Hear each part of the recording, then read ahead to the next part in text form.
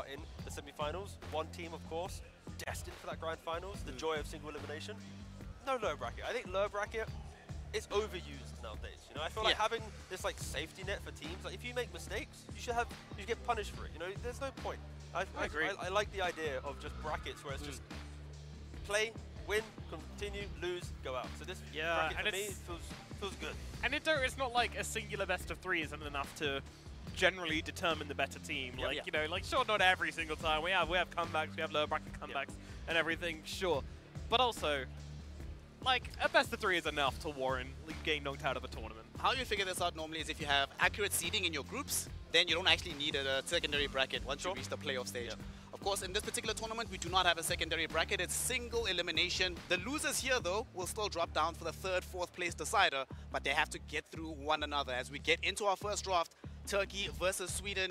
Dire side for Turkey, Radiant side for Sweden. First pick for the Swedes as well. And Nomad, we were talking earlier just before you arrived about some surprise heroes that have come up into the meta that we weren't necessarily expecting a few weeks ago. Is there anything that you've been seeing in your pubs that you've been thinking about that you believe has some potential to come into vogue here? I mean, my mind's always going to the Terrorblade at the moment, just because that's kind of been the new hotness for the last couple of weeks. Terrorblade off lane is quite something, and it's won me over as well. I was covering these qualifiers recently with Mr. T Governor, and at the start I was like, what is this? Surely this can't be good.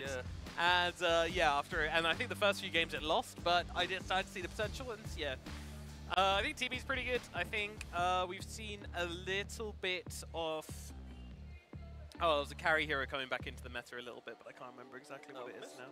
Huh? Alchemist or DK? Alchemist's been around for quite a while now. John Weaver, Drow. Don't remember off the top of my head. But either way, I'll come back to me later. There's a carry here, which is good. That's all you're getting. But wow, Phoenix, what a distraction. This is interesting because I've also been seeing some of this hero being played in the mid lane, right? So it's not guaranteed that they're going to be playing the support. More likely, given that they first picked it overall, but I would be very, very happy to see this hero rocking mid. Yeah, so Phoenix is very powerful from the mid lane, just because of the levels that you get. You can utilize Fire Spirits to prevent your enemy mid from CSing. And mid lane, the first about 7 minutes of the lane is all about the 1v1. How much CS do you get? How many denies do you get? What's the outplay potential? And the other lanes is more kind of the whittling down of your opponent in different ways, pulling. There's other like kind of mechanics to lean on, but mid is all about the 1v1. Just Phoenix kind of removes that because you just push your enemy out the lane, he doesn't get to play the lane, right? And you then buy Vessel and tanky items. It can be Do you really see Excalibur playing a mid Phoenix though? Probably not, but I can check if he has been practicing it. So please hold. Okay, I'm going to talk about Coddle instead then. Coddle's a great hero, but he needs a great partner. So I always want to see Coddle with ideally Storm Spirit. I would imagine that's going to get banned out here. But I want to see him with something who he can utilize. I think people over-rely actually on the Storm Spirit combo. I think Coddle has other good options. You know, the other spirits, a puck or something's also great, or even a carry. I like the idea of playing with a mana-intensive carry actually, because bringing them back into the fight, you know, like something like Bristleback, being able to drag them out of farming to join you in the fight, and then just pumping them full of mana. Yeah, exactly. Sounds great. So Excalibur has been playing Phoenix mid in any of his practice games in his pub, so not expecting it to be a thing here. That at least, going to the best point about Coddle, I think there is a over-expectation for you have to have the Storm like he's mentioning. Even just the idea of having recall, not even utilizing Chakra. You could just bringing a hero to a fight that you want to take is very valued. Like the reason why Io was in meta for so many years, relocate. I'd take hero to fight. Sure, you give attack speed and this stuff, but the idea of just repositioning in itself was important enough. So yeah, I think Keeper Light can be very high value. Of course, you want to have some type of hero to buff up, but just the idea of playing the map quickly is already a thing that Coddle does very well. It's actually to that point I've seen Coddle play with Recall and Timbersaw, which I lost that game. It wasn't very fun, but must have felt very good to be playing on the other side. Yeah. Sure. My favorite combo is Nature's Prophet and Keeper of the Light. You know, you're down in one lane, recall back. He's reducing the cooldown of teleport as well. Sure, more trees. Okay, that's a bit keen. To keep it a bit more grounded though, I think like Pangolier, Kotl is also very fine. I think there's plenty of options. There's so many. Right now, like Bristle, like you mentioned, is available. Sand King, there's Pangolier. Like anyone who has a less than 10-second spell that you want to use again in a fight, you have Chakra.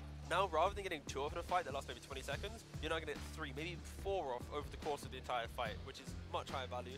So yeah, I don't mind Kodo Sanking. It is very quick on the map, but BKBs and stuns are the way to deal with this, right? Tank up, don't die to the initiation from the Sanking, and then just right click, turn it around, right? And I feel that's kind of where Charlie does do something his best. Of course, like Medusa and this type of archetype could be pretty good.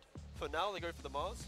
Mars is like your generic offlaner that plays into most matchups. He provides you the big team fight, but it does feel like Sweden probably will be. Yeah, I can see them leaning for the like a Medusa down the line, but yeah, at the moment, just locking in very kind of stable heroes that they are punishable, but we'll get to that in a minute. Rubik follows this up as well. Amazing spells to be able to steal from the side of Turkey. Gives them a good lane partner for the Mars as well. Very aggressive lane that can be played by that. If they want to put Rubik there, Rubik could also be the 5 position. Everybody's doing it nowadays. And the one thing is they have this egg, you know, they've got some pretty decent team fight. I do want more damage though, Nomad, on the side of Sweden. What do you think how do they fix that? And how do you think Turkey is going to respond to what they've seen on the map right now? So for Turkey to respond, well, you're looking at carries which can hit a BKB timing at a relatively decent pace and can hit this egg. In terms of what that looks like, I'm not sure. If we were like 5 months back when Mirana carry was popping off, then I'd be super into that. Obviously that time has long passed, but there's still plenty of options. You know, you can grab the Luna, you can grab Medusa, I guess, if you really want. Probably not the greatest options though. Just anything which can get the egg. I mean, that's kind of why the Phoenix and Mars has always been such a good combination with each other, though, is that you also have the Arena, which is good against range carries, but then you usually want a range carry to answer the Phoenix to kill the egg, so it's which came first, the range carry or the egg. At the moment, I don't think they even care about any of it, right? Like, they're just picking tanky heroes. Like, doing sure, their you have thing, egg, but we'll just walk you down, that's it. They're recognizing that there's actually not enough damage on the side of Sweden. Yeah, don't even pick the hero that can kill it off, and yeah, off you go. Again, they've got plenty of control on Sweden, right? Like you mentioning the importance of egg, but if you don't have damage to follow up on egg, then just walk away from it. Congrats. Of course, Arena doesn't prevent that because you get stuck inside it, but yeah. Turkey, they of course need most likely their position 5. I'm expecting their off lane to be Kotal Sanking or Kotal Timber. Either way, it's a lot of wave shove into your enemy safe lane. That's where Charlie's hero needs to withstand that type of aggression, that constant, you're underneath your tower, waves are coming into you, you need to be able to shove it back out. The Timber Sword to some degree also kind of, I kind of feel like Alk was honestly still fine. Like, Timber Sword's a low armor hero, you have Phoenix plus Alk, it's a good lane, like Alk's still good, Medusa's still good, pretty much all the carries that we've been listing over the course of, today. Yeah. Just feel like the day's just started, but Alk's still perfectly fine here. Carry player, I can tell you right now that the carry pool is quite shallow at the moment. Oh yeah. Doesn't feel too deep. This is also another hero we don't see all the time, man. Disruptor. Yeah, not a ton. But I mean, quickly on the carries, that might actually become an issue for Turkey here because they still need to grab their carry. There's going to be a lot of bans before that point, and they'll grab Storm Spirit on the side of Sweden. But yeah, Disruptor, he was absolutely like everywhere about again 6 months ago. We're seeing him all over the place. He got some gentleness and just generally slowly fell out of favor. The hero's still good though, just underpicked honestly. Like the hero's still really good. 2 crazy ideas for Turkey to lean on is all out go fight, right? So they played some Bloodseeker already. I don't mind it. Sure, Storm can zip away, but then he's not really contributing to the fight because he's having to like care about himself. There's plenty of damage in front line with Turkey, so Bloodseeker can kind of pick and choose, get in and out, just like the Sanking and Timber can do. And then more traditionally, like a Lifestealer, right? Against Egg, Mars, Storm, you just press Rage, you're not dying to any of this, and you have enough jumps that you can just get inside the Sanking if you want to as your initiation tool. So I think, yeah, Turkey, it could be a little bit scary, but with the Medusa ban, with the Lycan ban, I wouldn't be surprised if we were to see like a semi-carry like the Lifestealer, like the Bloodseeker, that can contribute relatively early, because like Lifestealer with Armlet, you can help poke a fight, then you go Radiance. Bloodseeker, Master BKB, join every single fight possible.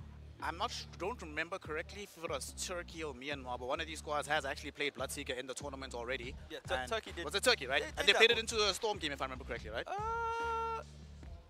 It was a Earth Spirit. Earth Spirit, yes. Yeah. One of the spirits. We probably had more Bloodseeker games. By more, I mean at least one. The hero is very rarely picked. to me talking about it felt very wrong. I felt like I was dusting off the very old playbook. The data is there. I mean, we had Ench carry in the last game. At this point, I'm deciding just to just anything. Anything goes. We're in the Wild West now. We are, yeah. Luna, this is not the Wild West. This is right now we are back into very familiar territory, having seen this hero time and time again. They can get ran out a lot, sorry. Like, we saw how Luna still needs farm, right? She needs Manta, then a BKB, then a Kanda. Like, she needs economy. Mars needs team to fight around him. Storm ideally needs an item or two, right, to feel good. So now there's multiple cores who need items to feel good. Mars needs teammates to play on, and supports with like early game awkward damage, right? Y'all are not gonna believe me. I was literally about to say, the same thing. It's fine. Yeah. I was filling, so then you guys could talk about it. So I was gonna say you take this one of two directions, right? You either try to like let these four guys just go and do their thing. You pick like a hard carry. I was gonna say the Morphle Medusa. Medusa got banned out, and they just go and farm up and try to be the Giga carry. Can work even into Luna. Morphling, if he's left to his own devices, will be stronger. Is that going to take place this game though?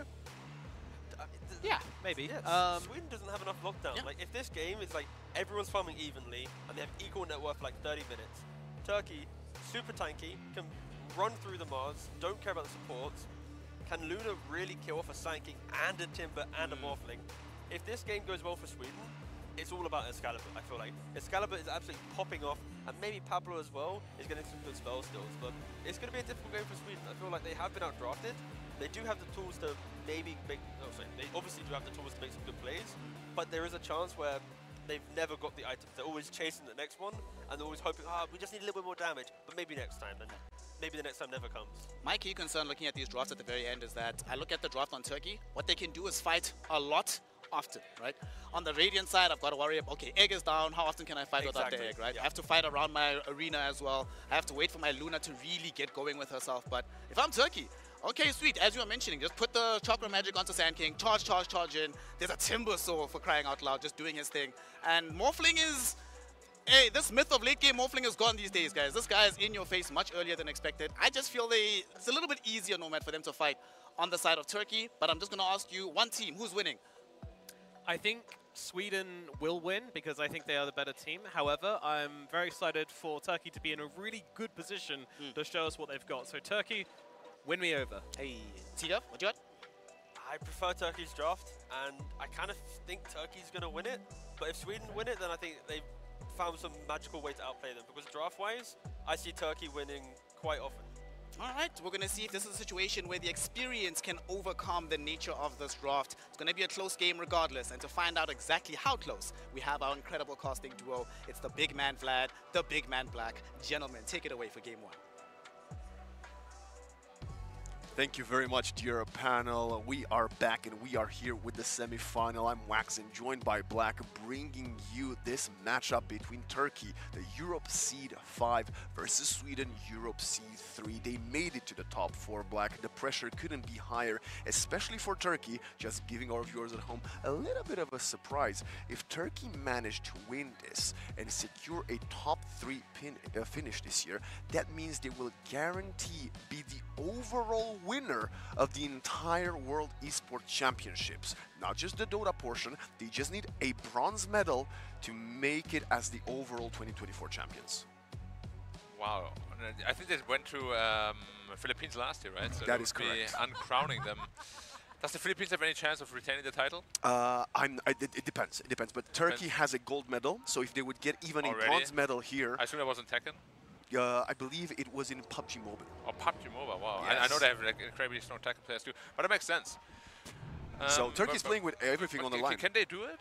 Definitely. I think the draft is quite strong. I know a lot of their players as well, Dingo especially, a very, very strong player. And I think what the panel says, there's a lot, like it makes a lot of sense. Yes. The fact that they can fight whenever they want to, whereas Sweden is very cooldown reliant, especially in this current meta, it's going to make it very tough for Sweden to withstand the assault, I think. And it's not like their mid-late game is much better either.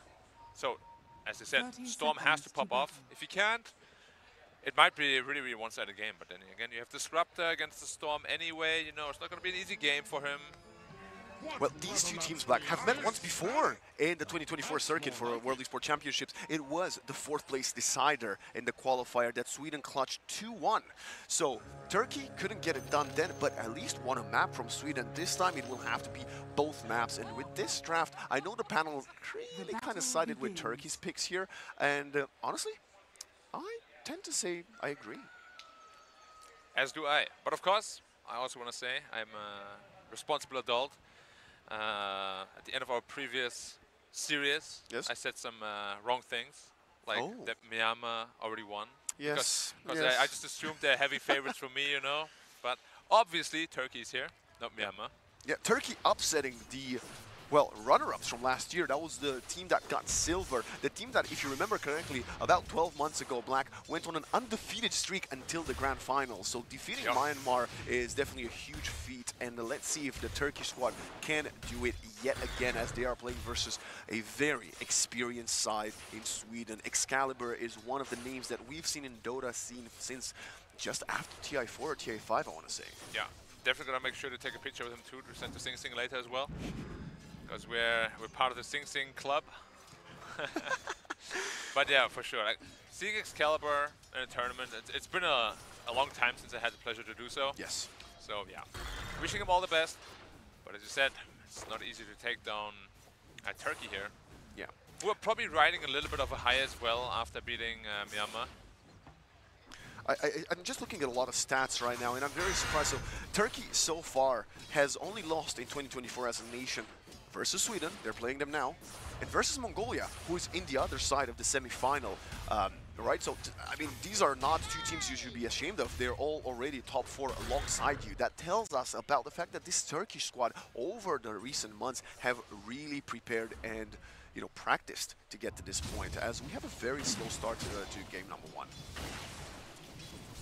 Yeah, but as getting back into the game, Excalibur should have a pretty easy time against the Timbersaw. In fact, Storm is one of the better heroes against Timbersaw, not just in the game, but also in the lane. So he should be struggling too much. Sand King, a bit of more trouble. Okay. Ben gonna clearing the cliff. Luna's gonna eat one Illuminate. I'm a little bit surprised, to be honest, by the way they laned. I thought it was gonna be Timber off lane. And Cottle mid? No, I thought Sand King middle actually, because Sand King does super well against Storm, whereas Timbersaw struggles quite a bit against Storm, and you're gonna give him free farm, which, as the panel said, is the winning condition for them. I'm not sure why they exactly did that, but I will see if it ends up paying off for them or not. It's a big gamble, in my opinion. I'll keep going with the stats, because again, there's not that much action right now. Turkey has actually defeated Greece as well this year. So all the 4 teams that are in at the top 4 have played each other. Well, Turkey has played all of them, and they defeated Greece, lost to Sweden and Mongolia once, respectively. So that's, you know, interesting, as Malem up top and Dingo with Stoic are trading a lot of lows. Who's going to die first? That's the main question, and I think Stoic is going to run away from Malem and going to enable Dingo to find the first blood. They even steal the Lotus, pops the salve. Stoic will not fall if he uses this in time. Nice. Fade Bolt will not get the kill, and Turkey squad draw first blood. Lane is still going very well for the Radiant though, like CS-wise. Yeah, you got a kill, but what's going on in mid lane there? Well, nothing much should really be happening on most of these lanes. Even top lane, you don't really want to die to a Morphling ever. Like, the only time you really die to a Morphling is if you overcommit on him, which obviously Morphling managed to bait them in a little bit, yeah. I mean, we're all falling for it, you know. I mean, I played this game for, I don't know, 15, 16, probably longer years. Yeah. And I also fall for it, you know. It's just like so hard to judge sometimes, you know. Oh, is he gonna morph up in time or not? Oh, yeah, he did. Well, I'm dead. And he's not. But sometimes you get the kill and you're like, ha! Gotcha. Didn't morph up fast enough. Exactly. It is actually something that happens a bit more often in this patch, because a lot of the players are going for the 4-4-2 build, so only 2 points in morph because they're going for the burst, adaptive strike, and waveform combination. A lot even just go 1 level nowadays. Yeah. Wow. So let's see how quick Dingo will be with his fingers. So far, he's doing very well. The best, actually, on the Dire side, topping the last chart for his team. But the Luna and the Storm Spirit are having way better of a time as Excalibur is getting into action to GTI. GTI is eating a bit of the nukes, and Excalibur continues his aggressive presence in mid. Yeah, playing melee heroes against Storm is almost never fun. The Ram just deals so much damage. Timbersaw, once he gets level 6, he'll probably be okay and just farm and spam out the lane. Oh, Kurt. Careful, my friend. Only 1 point in Burrow Strike. He is under the tower. The extra HP is not going to be sufficient. Bengen might pay with his life here. Kurt is doing the perfect jukes and he's alive for now as Charlie turns around and secures the kill with the Lucent Beam. Incredible attempt there from Kurt to escape as we have a bit of a technical pause a little bit, ladies and gentlemen. Hopefully it will get sorted pretty quick as, if he would have escaped there somehow, that would have been incredible. Yeah, it was very close. If the wave didn't come into vision for the Lucent Beam, probably would have escaped. It was a very nice juke around the trees. But yeah, Sanking offlane. I think we spoke about it actually during the qualifier quite a bit, where teams started running it a lot, and we always expected it to be mid lane, but it never was mid lane. It was always off lane. It's kind of like the Beastmaster, right? We had so much Beastmaster, we thought we'd get rid of it. We thought we got rid of Sanking offlane, we're back to it. I feel like the teams might just, find themselves in the elimination portions of the tournament and go back to what brought them to this level, I guess. Yeah, which... and Sanking offlane can work in some rare cases. It's just you need levels on the hero because you need every skill to be maxed out at some point. Well, at some pretty early point in the game, because yeah, you can max out Sandstorm in the lane, but then you have Boros Strike. Okay, you can max out Boros Strike, you have Sandstorm. Like, it's just a very EXP staffed hero. But I also think, and correct me if I'm wrong, but I think Stinger Sanking, with a great support by his side, would be really good at punishing the Luna, because Luna's range is not that big, right? But when you have a Keeper of the Light, he doesn't really help you that much. No, it's a much more spam-oriented hero, which, again, I thought the Timbersaw was going to be there with him. Yeah, because Timber loves that mana. He's a very mana-starved hero. Radiant are scanning. Right. And now Morphling is getting quite strong with his threats up as well. What do you think of this Morphling Luna late game matchup? Because obviously, I feel like every single pub we have it, and in most competitive games is also there. It's pretty one-sided for the Morphling. Morphling beats Luna hands down. Oh, level 6 Storm. They might be looking for kill potentially. Both supports there as well. Oh, nice interruption at the Timber Chain. GTI is eating the Sunray damage, and Excalibur will get the last hit as Pablo's there. The Illuminate of the Keeper of the Light shows up, and oh, the support is gone. They immediately capitalize on it. They have a glimpse. Level 3 waveform as well. Body block here, perfect from Stoic. We have a TP from Pablo, but nice telekinesis, slowing Dingo down, and Malum is going to be fine. He even has a salve he's going to use after playing with his items in the inventory, and Sweden so far showing us that they have a much better understanding of their strength in the lineup with rotations. Yeah, they're looking very comfortable right now. And as we said, Storm is gonna be the guy to look out for. Excalibur is having a great game for himself. Oh, Kurt. And Sanking is probably dead. He's going for this. He might get a kill on Bengan. Bengan has to Icarus dive out of it, but Kurt eats another Lucent Beam, and a final right click from the Phoenix will get the job. And like, where is Jeezy? I get it, you gotta get stacks on this Keeper of the Light, but I feel like he's never anywhere. Not bottom, not mid. His teammates keep getting caught. He's not offering anything to them. He's farming, he's got 19 last hits, but is that why you really want your support Coddle to do so early on? It's, I think at least, Coddle is one of the hardest supports to play, because it is difficult to find effectiveness. If you don't have a stun or slow or repositioning ability or anything, you really just need to be at the right place at the right time, and it can be very difficult. And Excalibur says thanks for the stacks. As he takes a couple of them. Morphling though, you can see right now absolutely dominating the Mars. Mars will need some help to get back into the game, which, who can really help him against the Morphling is the problem. They don't have any great instant lockdown. That's the big issue against Morphling in this game. I mean, Vortex telekinesis into Mars Spear, I guess, is one way you could try this. When later on, when they get obviously a bigger mana pool for Excalibur and probably a blink for Pablo. Yeah, they'll need a Blink for Pablo to have any sort of instance done. Maybe they go for Orchid on Storm, which is pretty unusual. Yeah, here's the Witchblade queued up instead. Makes a lot of sense. The fact that Malum has a rough Malum is so dead. start is good for them because their offlane is also doing pretty bad, and he's gonna get blown up. A blood grenade from Stoic just for the fun of it.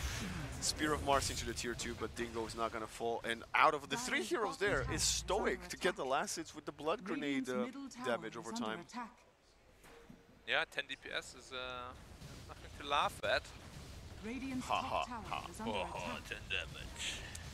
Bottom, there's a lot of action pressure being applied onto Kurt, but he gets out of there under the invisibility of the Sandstorm. Stoic also joined him in case he was gonna get in trouble. Bengan, okay, farming a single camp. Stoic's gonna continue stacking.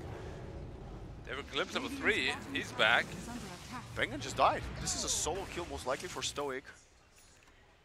Thunderstrike is only level 1, so maybe I was getting ahead of myself.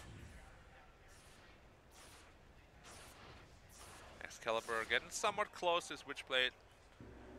Still roughly 1500 gold away from it. And that's really when Storm can start taking over the map, because you can start solo killing heroes and whatnot. But the biggest problem with Storm in this game is he doesn't really have a mana battery. Pablo Turns around with a Fate Bolt. That's going to lower the attack careful with the damage. Coddle. And GZ is going to get picked off easily. Charlie's there to scare him away and allow Excalibur to zip in and zip his life away. I gotta say, I think like these Illuminates have really not been connecting for GZ. Yeah, it's been a tough game for the Coddle. Let's see how much you can show later on. Because they picked the first pick in the draft, so they obviously have a good idea of what they want to do with it. I mean, if you're looking purely at net worth right now, they are winning out. Yeah. But of course, it's still a tiny lead. We're looking for level 6 here on the Disruptor, and then it's action time. What do you think of all of these items for the Keeper of the Light? I'm actually quite, sorry, for the Timber Saw, I'm quite surprised. He not only has the bottle and a Soul Ring, but the Chakra Magic from the Keeper of the Light. Maybe he should have skipped either of Soul Ring or the bottle in that case, maybe? Yeah, but you don't want to be completely reliant on the Coddle having to follow you around all the time. Okay. It's more like a comfortable sort of thing. The cooldown reduction.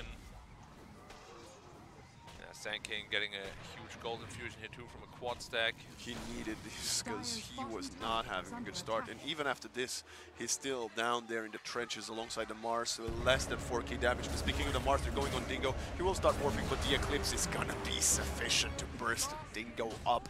And he does have 2 points in Attribute Shift. And it still wasn't enough. Oh, they're going to steal the stack with the Fate Bolt, and he might even steal his life. They're all there. They're turning around with the Static Storm. Can they chain stun them up? They're actually going to go for Bengan, and the Phoenix is gone. He will not be reborn again as Stoic is getting pursued. Nice illuminated.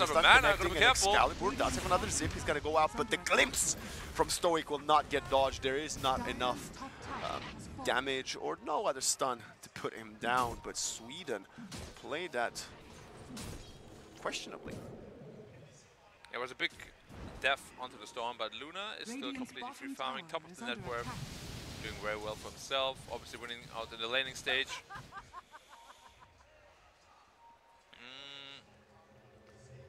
There's gonna be no blink on the Sand King, so they're not really looking for initiation, they're looking just for sustainability in these fights, which means they're gonna be very reliant on the glimpse. Playing purely around the glimpse, it can work depending on how you approach these team fights, but as I said, it really means you can't ever really take the initiative. And that means you should be the aggressor in that front, right? To make them... You have to make them run away. And then pull them back. And pull them back, yep. I love seeing the Disruptor. I think Disruptor is a great hero. I just... Maybe not... This might not just be the meta for him. I think Disruptor is a cheat hero. I hate playing against Disruptor. Says the Bane mid player. Yeah, but you know, it's fun, at least. I do gotta bring something back up about this series. You know, it's the semifinals, the teams are serious again. We went from a Death Prophet Enchantress safe lane carry back to the status quo of Morphling and Luna, which I don't know if I prefer, actually. Well, both have its advantages and disadvantages, right? Yeah. But one wins games and one eliminates you from the tournament. Sometimes wins games. depends on the game. Yeah, the DP did win, that is true. Hey, anything can work, as a very famous Dota player once said. Did Excalibur like go AFK for like 3 minutes? I swear you said he was quite close to having his... I mean, that death set him back a lot, and he had a couple of rotations as well. Okay. He's not really too focused on, or he wasn't too focused on farming, but there can be a big problem with Storm, where if you lose track of your actual farm rate, and you're just trying to look for kills, and you don't get those kills, or worst case, even die, it really sets you behind a lot. Interesting, this T build from the Keeper of the Light, he went straight for the Glimmer Cape. So nothing too spicy. Like, I'm trying to understand what the thought process was behind picking it first. Maybe they wanted to go for something as a Storm or maybe a Medusa themselves later on. Clearly, it didn't end up going in their favor, as hopefully we'll see more of his impact as the mid-game commences. Dire's middle tower is under attack. I'm a little bit surprised that Luna isn't pulling further ahead of the Morphling. They're sitting neck and neck. Luna historically outfarms Morphling by quite a bit. Maybe they were too busy having early presence in lanes, and there were not enough stacks for her. Because I think this is about minute where you kind of clear the second big stack at this point, right? You clear the first one minute 10, 11 with the help of a teammate, and then they stack it again 3 more times and you kill it again, which I don't think has been the case for them. I think the big problem is just that the other 2 cores also need to catch back up. So you don't really have anybody that can make space right now, because Storm is farming and Mars is farming. And it's also something Tia alluded to. Mars needs a hero to play with him. Right now, he doesn't have that. Like Phoenix, Mars, they can't really do too much by themselves. Oh, Supernova gets popped. Okay, but you're dead anyway. TPs? No? Team? Okay. Bengen, that's gonna be just a dead It's a long Phoenix. cooldown too. Tier 1 dead. And they could go maybe for another Tier 1 or maybe a smoke play with no Supernova. And now Mars really can't play with the Phoenix. Well, that's another big problem of their lineup. The only real catch is your Phoenix until Ruby gets farmed enough. So your Phoenix, your Mars. So if Mars is not having a good game, which she's really not, game can become incredibly difficult. Yeah, world-renowned catcher Phoenix. Of course, yeah. I'm pretty sure I wanted to say Storm, but then I said Phoenix. Then I wanted to say Storm again and said Mars. So what I really tried to say was Storm is an amazing catcher, but if you don't have heroes to play around with you, it's very difficult to actually make anything happen. Yeah. Mars picked up his Blink Dagger though. Now they really need to make plays happen, because if he can't find any good teamfight success, he will really be falling far behind. Exactly, especially as they do have the potential of jumping in, whereas the Sanking went for the Bloodstone build first. Big so smoke time, maybe. They might just go for this power rune. It's going to be a denied amplified damage rune from Stoic. I think Charlie would have loved to take that one. That's going to force the Swedish squad to now smoke. 5-man smoke, very high commitment. Whoever they find should just die pretty much instantly. Luna leading the way, giving night vision. Was Excalibur not smoked up? Did Stoic just he break got it? unsmoked, yeah. Oh, they're going into tier 1. They don't care. They're going to kill this Disruptor. It's a low respawn timer, 30 seconds, I think. If Turkey wants, they could protect this. Disruptor is going to be back soon. They're fortifying, but they're not heading this way. Mars still has the Blink Arena. They see the Morphling. They're going for him. They have the Supernova. No, it's actually just the Sun Ray with the Arena. Dingo ill. Waveform out. And look at the damage from GTI. Bengen just gets bursted down. And now the Eclipse is here. They're going to turn around and they're going to potentially kill both cores, GTI and Kurt. Can they both survive? Kurt has fallen, but the Timbersaw has to stay alive. He zips in. Excalibur. No more mana. They're going in. Dingo turning into the Stormspeed. The Electric Vortex and GTI jumps in. I don't know what that Thunderstorm is for, but Static Storm is not going to be sufficient. Adaptive Strike and Pablo gets taken out. Back and forth, but in the end, it's a 3-4-3. Very, very deep dive by Sweden there. I thought they were just going to get a kill and be happy with it, but they were looking for more and ultimately get punished for it. Sanking almost didn't die because he just got his Bloodstone, but couldn't leech enough health. BKB next on the menu for Luna. Once that's up, he should feel pretty immortal in those team fights, at least early on, until Morphling gets some right-click damage. But yeah, there's another problem again, like Storm dying there like that, further puts him behind the network again. Yeah, and his galvanized stacks have been suffering every single time he seems to find some assists or some kills or any impact. Yep. He then instantly gets caught right away. Yeah. And that's a big part of Storm's game, of course, nowadays. We're looking for BKB next to the Morphling as well. Pretty much exactly the same build-ups on the carries, except one has a Vlads and the other has a Dragon Lance. The Timbersaw and the Sanking, both of them who fell that teamfight for Turkey, before dying, they still threw so much damage in the teamfights, right? And imagine if the Sanking has the time to even use the epicenter before falling, that would have been even more one-sided. Well, that would have actually been one-sided for Turkey, as Pablo steals a you know, not the easiest spell to utilize as a Rubik. You kind of like going for the long range. You would love to get the Chakram or the Twisted Chakram instead of the Whirling Death. Yeah, I'm wondering when Turkey might potentially be looking for a smoke. Right now. Well, right now. All right. Good call, coach. Good call. Again, only initiation they have is that glimpse. Sanking does not have his blink yet. Does Timbersaw have a Blink Dagger though? He does. But no stun, unfortunately. I think they're looking for the Phoenix potentially. Are they gonna use Static Storm? Supernova gets used. Okay. And this time he will stay safe. They don't want to go deeper. But if you have a resmoke, you just resmoke now and you go again, right? They're pinging top. They spot the Rubik.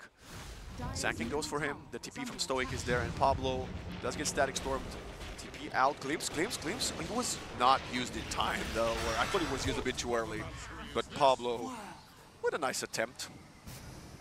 I think it was still in cooldown from the Phoenix. That's why Stoic waited so long. I mean, Dota players are, you know, pretty try-hard when it comes to being perfectionist. So you probably just wanted to wait, like, oh, 0.1 seconds, oh yeah. You want to give him the hope before you break his hopes. That's right. They're going for this power move. It's got to be Shield Room picked up by Excalibur, and GTI has no chance to survive under the Sun Ray. The Glimpse even sends Mars back to safety in mid, and that's going to be a very good pickoff for the Swedes. Yeah, going straight for BKB on the Storm as well. No solo pickoff, anything shenanigans, just playing and itemizing for the team. I really like that. Because a lot of players, I think, would be flirting with the idea of going for, you know, Kaya, potentially, to scale a bit better, but nope, straight BKB. You initiate a team fight for your team, make sure the Mars and Phoenix can get the spells off in the best way possible, and they're smoking up straight away. Who are they looking for? Storm is pretty light on mana, so they have to be a bit careful with that. I think they wanted to potentially contest a Torment or Wisdom Rune, but they're going to get there way too late. Both supports are almost dead, though. Yeah, so if they got there in time, it would have been great.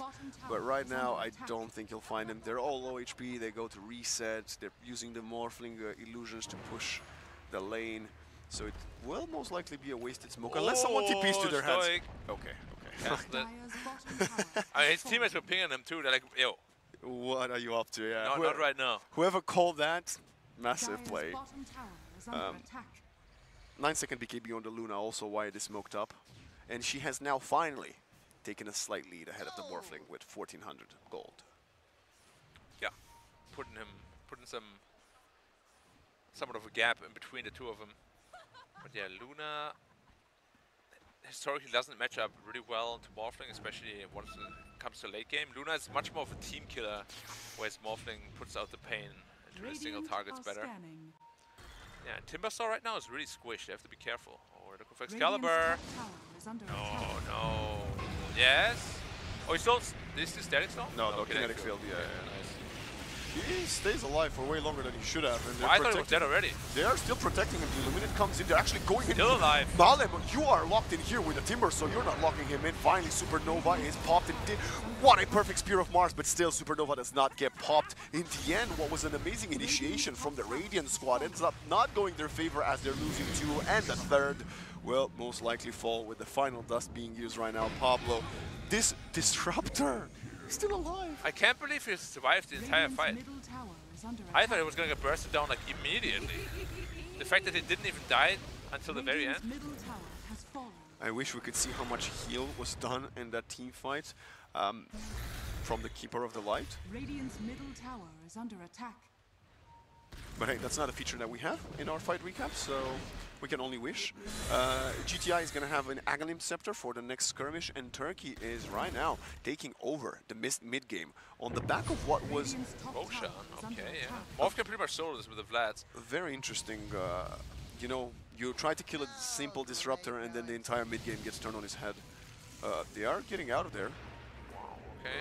Yeah, I mean, it is a bit scary because they don't see anything, but now they're like, nope, it's not scary anymore, because now they see things. So yeah, with this Aghanim Scepter, Timbersaw is gonna be absolutely unkillable. And of course, it's the usual build-up. You get the massive shield to either survive, or if you really want to, you can blink in on top of other heroes. It's an 800 burst damage nuke, and it's just a massive amount of damage. I really like that item on Timbersaw. It gives them a lot of different dimensions to play with. Yeah, I have agree. I like Axe Timbersaw as well. Although 100 gold for Storm BKB. I did used to like the second actual chakram as well, but you know, 2024 we can't have anything nice these days. As they get a tormentor, they're below half HP. Excalibur goes out, and they are getting smoked on. If someone gets jumped, it could be a massive play from Turkey. The scans are flying in. They're not connecting. They're just walking around the scan somehow. Huh. Those kind of interesting. Amplified damage as well in the bottle of GTI for him. They're going for 2 hexes right now on the Caudle as well as the Timbersaw. Not sure how close Caudle is. I mean, he's pretty farmed, so it shouldn't be too far away. I feel like he should be more farmed. He's only 700 and 1,000 gold respectively ahead of the Phoenix and the Rubik. Yeah, but his cores taken pretty much most of the map, so he's taken, you know, the scraps. Okay. Although that hex is going to be really, really important, so maybe they want to prioritize it a little bit more. They will continue using the rest of this couple of minutes of Aegis to farm as the Sankington Disruptor TP back bottom to secure some more farm, push back the wave. And Sweden says, oh, we believe they've broken up, and they have, and they're smoking up. They want to take advantage of the potential numbers that have been split across the map. The only problem is they might be running into the Morphling, and if you can kill him once, I'm not sure you can do it back-to-back twice. But they're gonna try. Oh, never mind. Off the mark. And now if they get glimpse. Malem has to use the BKB, Excalibur down to below half HP, and now GTI is in front of him, but look at the burst strike coming in, pitch perfect, very edge, but has a BKB.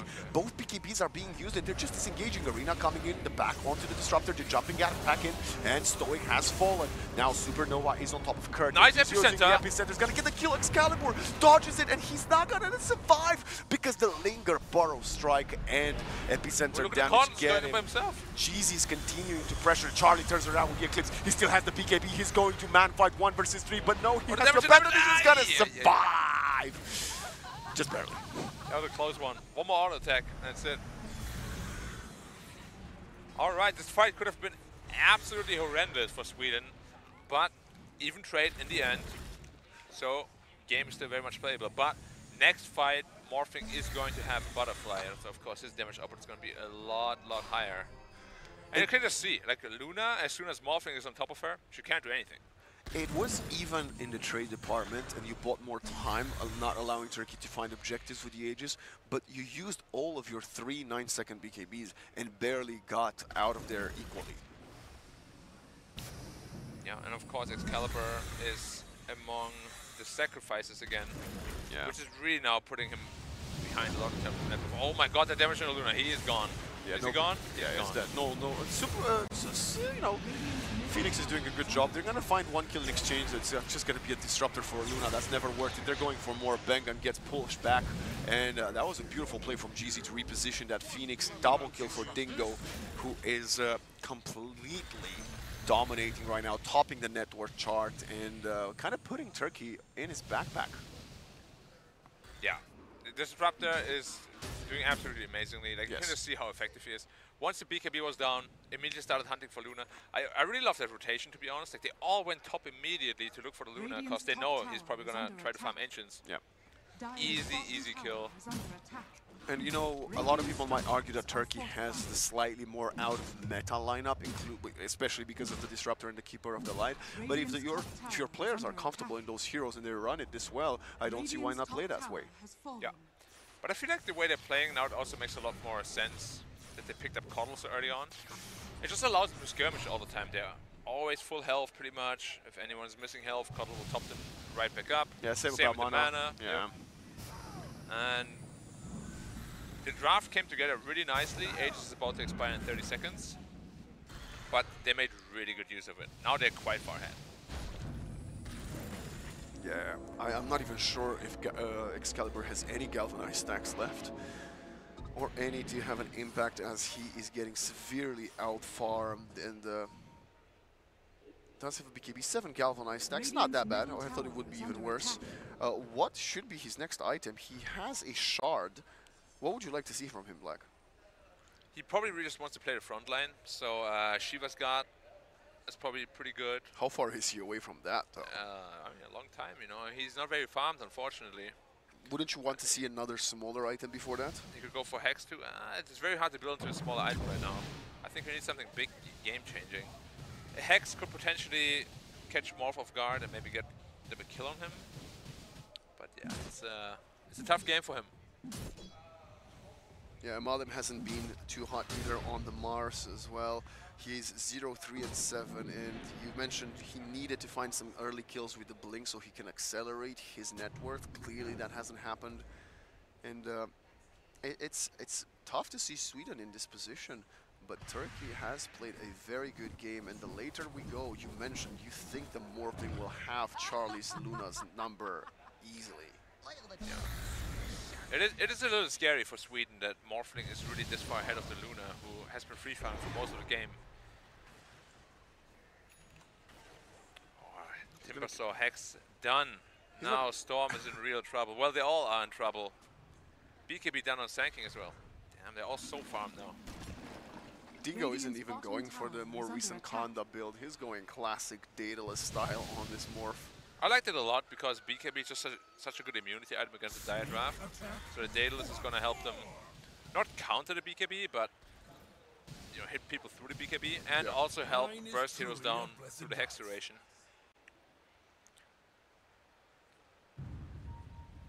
Roshan could spawn in 90 seconds. They're playing together. They want to protect each other. Turkey not wanting to, you know, be caught off guard, because the pick-off potential is there now from this Radiant side lineup, right? So if you're gonna play as 5, we can always turn it around, and we've been highlighting how much Cheesy's been doing to keep them and his teammates alive. Yeah, now it's just about taking objectives, trying to secure the next Roshan, which we'll see when it spawns. So it's very likely to spawn on the bottom side. So I really like that they're taking control of this lane and setting up good vision for it. Morphling deals a lot of building damage. Like, you have to respect it for sure. You still have a Glyph, but kind of been given away for free. So he went for the Parasma instead on the Storm, just a little bit more damage. Okay, makes me wonder, do they really need more damage though, or? I think they need damage to burst Stoic first, because there's been a couple of times where they jump Stoic and they don't kill him, and he still uses his spells. If you jump on top of him and kill him before any glimpse, any static storm, even a kinetic field, at least you'll have numbers advantage. They are in the Roche pit. They're really praying to have an early respawn timer, but Sweden is heading their way. 3, 2, 1. Happy Roshan Day in 20 seconds. Well, then now we know where the game deciding fight is going to take place. They have good vision though. They see them right under there. Question is, are they brave enough to give up the high ground? Answer is yes, they are. And we've been in this situation so many times. Oh, whoa. Okay, pumping. They need to push out the lane as well from the Dire side. Yeah. Okay, Dingo just shows up. He says, okay, I'm tired of shenanigans. They spotted the Roshan. Is there a Thunderstrike in the pit? No, Stoic wasn't there. He's going to fight it now. He's going to throw the Thunderstrike in. They're going to spot it. And let's see if they're going to get scared by this Luna illusion. Well, the thing now is Morphing can just solo it if they really want to do the Roshan. They don't get scared. The Luna illusion will disappear. He's so close to Daedalus or Morphling, like 100 gold away. But I don't get it. Is this going to be the status quo until Roshan goes top? Like, what's the deal? Okay, finally, the Morphling goes in the pit, just like you asked for.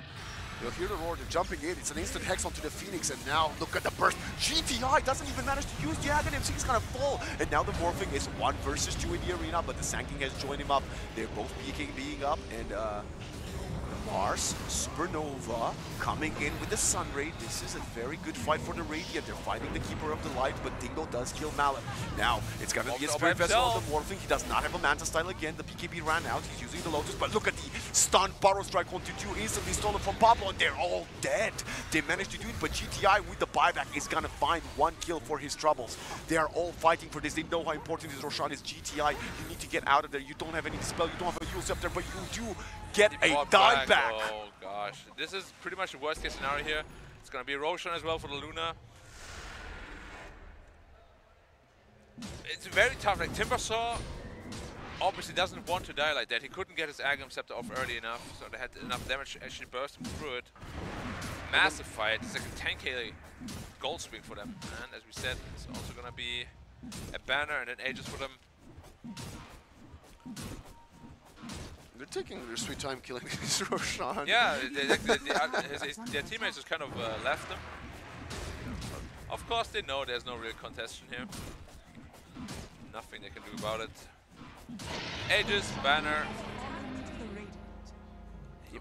Look how much money Charlie got on the back of that team fight. He got 4.5k, and the next item I feel we should be seeing is maybe a Satanic? There's some different avenues. You can go for like a Daedalus if he wants more damage, or a Swift Link if he wants more mobility. Satanic if he wants more survivability. But it seems like right now they just want to burst heroes in the BKB windows, so probably either mobility or damage would be what he's really looking for. Stoic is trying to farm his Aghanim Scepter. That would be a huge game changer. Yeah, a game-breaking ultimate if you can ever get it on Disruptor. Of course, you would love to have a Blink Axe, but I would also love to be a millionaire. So, you know, in life you don't get everything you want. True, unless you want it hard enough. Okay. Radiant are scanning. Charlie is pretending to be an illusion to see if someone oversteps. Okay. He will now diagonally see Kurt. He's getting speared into the trees, and look at Excalibur jumping in, and this sinking. Good night, my king. GTI gets stunned, interrupted. Supernova on top of him. There is a Spirit Vessel. They're slowly chain stunning him. He has the Axe up. The Eclipse will pop up. Meanwhile, there is a solo kill from Excalibur. Got onto Stoic, and they're dying 1 by 1. Turkey's collapsing at the feet of Sweden. 3 are dead. Morphling and Coddle cannot do anything without the support of the other heroes, and now the lineup is a little bit falling apart. Like we said, how fast they can be on the Turkey side, but to counteract that, this is like the classic Dota that was played like many years ago, where it's always team fight against split push, and if the team fight lineup wins a couple of fights, it becomes almost impossible then for the Turkey side or for the split push side to fight, and that one Roshan fight is all they needed on the Sweden side. Yeah, first set of racks will get easily claimed. And we all know what happened after the tower is gone. Now it's ping pong time. Whee! It's just so silly. Thankfully for Turkey, they have tier 2 towers top and bot, but you're never happy to lose your racks in this fashion. And mid lane fully open for the take-in. They're most likely going to find a tier 2 top as well. I don't think you want to fight into the Aegis for a tier 2 here. Yeah, now the question though is, unless they get the perfect initiation, can they actually take a straight up fight? Excalibur is getting real strong. He's close to his blue hole, I believe. Yeah, the blue hole indeed. There it is. Axe completed. Luna is feeling very strong as well. I mean, even banging on his Phoenix. 3,000 health, got Shiva's guard. Hurt. Sanking again, he got caught out? Okay, fine. Mars wasn't nearby, he actually went back to defend, and that's why GTI is going so aggressive. And they would love to have the vision to find someone and pull them back in, since the Mars isn't there to help. But Sweden will not make any sort of mistakes on that front. Slowly disengaging, going back. They have another 90 seconds on the Aegis, but I think they're just going to use it to farm. Neither of this team won a national world championship before the day. Well, I wouldn't be surprised if Sweden has, right? They've had quite a multiple historic lineups. I'm not certain, so don't quote me on that one. Yeah. I know Denmark before won one. Okay. Well, I'll do the research and I'll let you know next game. Yeah, next live. Thank you. But I of mean, course, there haven't been that many nation like tournaments, right? yeah. So hard to ever win one. Oh, Disruptor Axe, it could be the game changer. If he gets a Blink Dagger now as well, like I've seen it the other day, like a Disruptor bought Axe, sold all his items, and then bought a Blink with that. Did you watch my pub? That's what I do. That's what every Disruptor does. Yeah, don't copy me, ladies and gentlemen. It sometimes works, almost never, but when it does work, it's good. AOE Doom, you lock them in your kinetic field, and you think you're the MVP. And I gotta say, Stoic has played a very good early to mid game, but the last 10 minutes have been rough for him because of all the BKBs and all the survivability, and you got a Storm that jumps on top of you every single time. It's quite hard to do anything after that point. Yeah, and that is the sort of weakness of the Dire lineup. Oh, there are no Sand Kings there. Spear. Shish Kebab, and you're dead. I hope he has buyback. He does. Oh, they're going back in. They want to get something back. Look at the Phoenix. Oh, they would love to kill him in time. But look, the Static Storm commands. There is no BKB on the Luna. That is the AOE Static Storm with the Aghanim Scepter. And 2 cores are done. 2 minutes. No buybacks on either the Luna or the Mars. And now the chase continues. They're not going to stun Bengan, and he will TP. But the Glimpse is back in time as Stoic is the man of the team fight, getting 2 in the black hole of the Disruptor. And the Glimpse back. And Turkey are back in action, Black. There was a trump card though, and now they know about this axe. They didn't know it previously because they didn't buy any piece. They carried nothing on him. Yes. So, caught by surprise for sure. Now it's the question, how are they going to retaliate? Because having that threat in mind, it becomes actually quite tough to play the game now. If you ever get instant hexed by like a Timbersaw or something, and then Disruptor on the top, Yulina's dead. Before, Luna was the frontline tank to give your team basically information what to do. And now you can't do that anymore. Yeah. You can't save her. Excalibur wasn't even there for that team fight, and the biggest problem is you have no Luna, no Mars for a minute or so. Okay. Sunstorm stolen, but it's gonna be 1 Rax taken for Turkey, evening things up this time around. There's no way in which you can test it. The question is, are they gonna go for bottom as well? 40 seconds, no Mars. Okay, they're going to mid. They won the tier 2 first. Well, if anybody wondered why Disruptor X is so strong, you just saw it right there. You just witnessed it, Yeah. Okay, they're still on high ground. Telekinesis. Dingo is not afraid at all. Okay, he's jumping in. Electric Vortex onto 2 heroes. Dingo turns around and right clicks. They really want to kill Stoic, and the Disruptor is not going to be long for the word, but uses the Stoic Storm. But I don't even know. The Storm got out of there somehow, and now Kurt is there on top of him, getting the Rubik kill. Bangun, you need to get out of there. Fuel Scepter the rounds last moment, but he will fall. There is nothing he can do to survive. Sacrificing 2 bodies in order to protect your Rax. Yeah, maybe a little bit premature. Could have probably waited just a little bit longer for their respawns to happen. But as you said, they at least do protect their Rex as well. There's still a man down. But I don't think without your Disruptor you're going to take any fights. A key right now is your most important hero. Without Disruptor, fighting becomes incredibly difficult. Tormi, claimed by Charlie. The Moonglaves are a very good ability. I think one of the better shards for a position 1. Yeah, it's alright, not too bad at all. Now it's the question though. What's the question? Will Disruptor be able to carry his team once he has a Blink Dagger? I mean, we might be at the point where Morphling will do it again, right? The big hiccup was the team fight, they lost bottom, and that's why Morphling started falling behind. Yeah. At this point, he does have the buyback as well. They have a Coddle Axe now too, so their team fight is actually getting stronger and stronger. Now they have Sand King, Coddle, and Disruptor. And Morphling, casual 8,000 gold, might want to spend that because it's a lot of money. And Disruptor level 20 is a great talent for him as well. I mean, his 25 is the most ridiculous when you just get this like 150 or 200 AoE increase. Yeah. Suddenly half the screen is just static stormed. Dire are scanning. Roche is gonna be a long respawn timer. Kurt, you gotta you gotta move out, my Scorpion friend. And they will with the smoke. Kurt is not under the smoke just yet. He's gonna join them in a second. And Smoke action. If they can find someone with a Blink Hex initiation and a Static Stone on top like a Luna, that would be the dream fight. Hex also on Mars. They have so much disable on both sides now. They don't have buybacks. No Luna buyback for 700 gold black. Top lane is pushing in for one team and mid lane for the other team, so they both know there's smoke for sure. They spot the Morphling Illusion. Bangan is the one to go up high ground. He's been blown up the last couple of team fights. Oh my god, instant Hex to stop the Spear of Mars, and Static Storm comes in. Malin is out.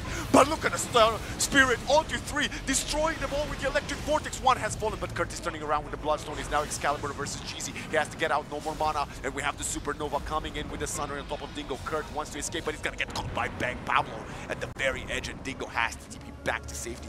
We also have a dieback on the on Sand King. Yes.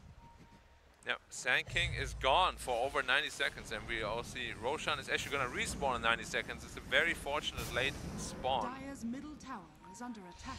But they don't know that, of course. Oh my god, GTI gets hexed, gets stunned, gets eclipsed, he's getting chain stunned. The Will-O-Wisp is coming in a bit too late as he falls. Yeah. Oh, Sturk, you have no buyback. You are the MVP of the team. Oh my gosh. Borrow strike from Pablo to save this, and this might be the game. Pablo, you maniac, with the stolen borrow strike and the longest range in the world. And now you don't even want to wait for Roshan anymore. You just want to clean the Turkish base. Yeah, there's no tier at 3 in the mid lane, so tier 4s are up for the grabs. And we all know what Luna does to tier 4 towers. Final Fortify is being used right now, and you will have to make a play. You'll have to reinvest and play this one somehow. 3v5. Show us what you can do, guys. It's your last play in game 1, potentially. Going in, Electric Vortex coming in, Will-O-Wisp on top of that, and Charlie is not alone for the win, but the damage! Dingo, Spear of Mars, onto the Ancient. They're trying to chain stun this Luna, but Charlie's still alive. The Morphing has fallen, instant buyback. Luna is out. She does not buyback yet. Excalibur down to 10 HP, no mana. And look at GTI is running for the Storm Spirit. Can they kill him in time? Yes, they can. Heal Scepter up in the air. They're really trying to cut their losses. Pablo, he's still showing his face, has a Blink Dagger, will get out, and the pursuit was stopped. Pablo gets hexed, and they are continuing. Borrow Strike, it doesn't reach the high ground, and the action is still there. Limber Cape, Will-O-Wisp, there is no detection. They're pulling him another back Hex down. Available too. He's gonna die. There we go, and you're dead. You're 4,000 HP as a support, by the way.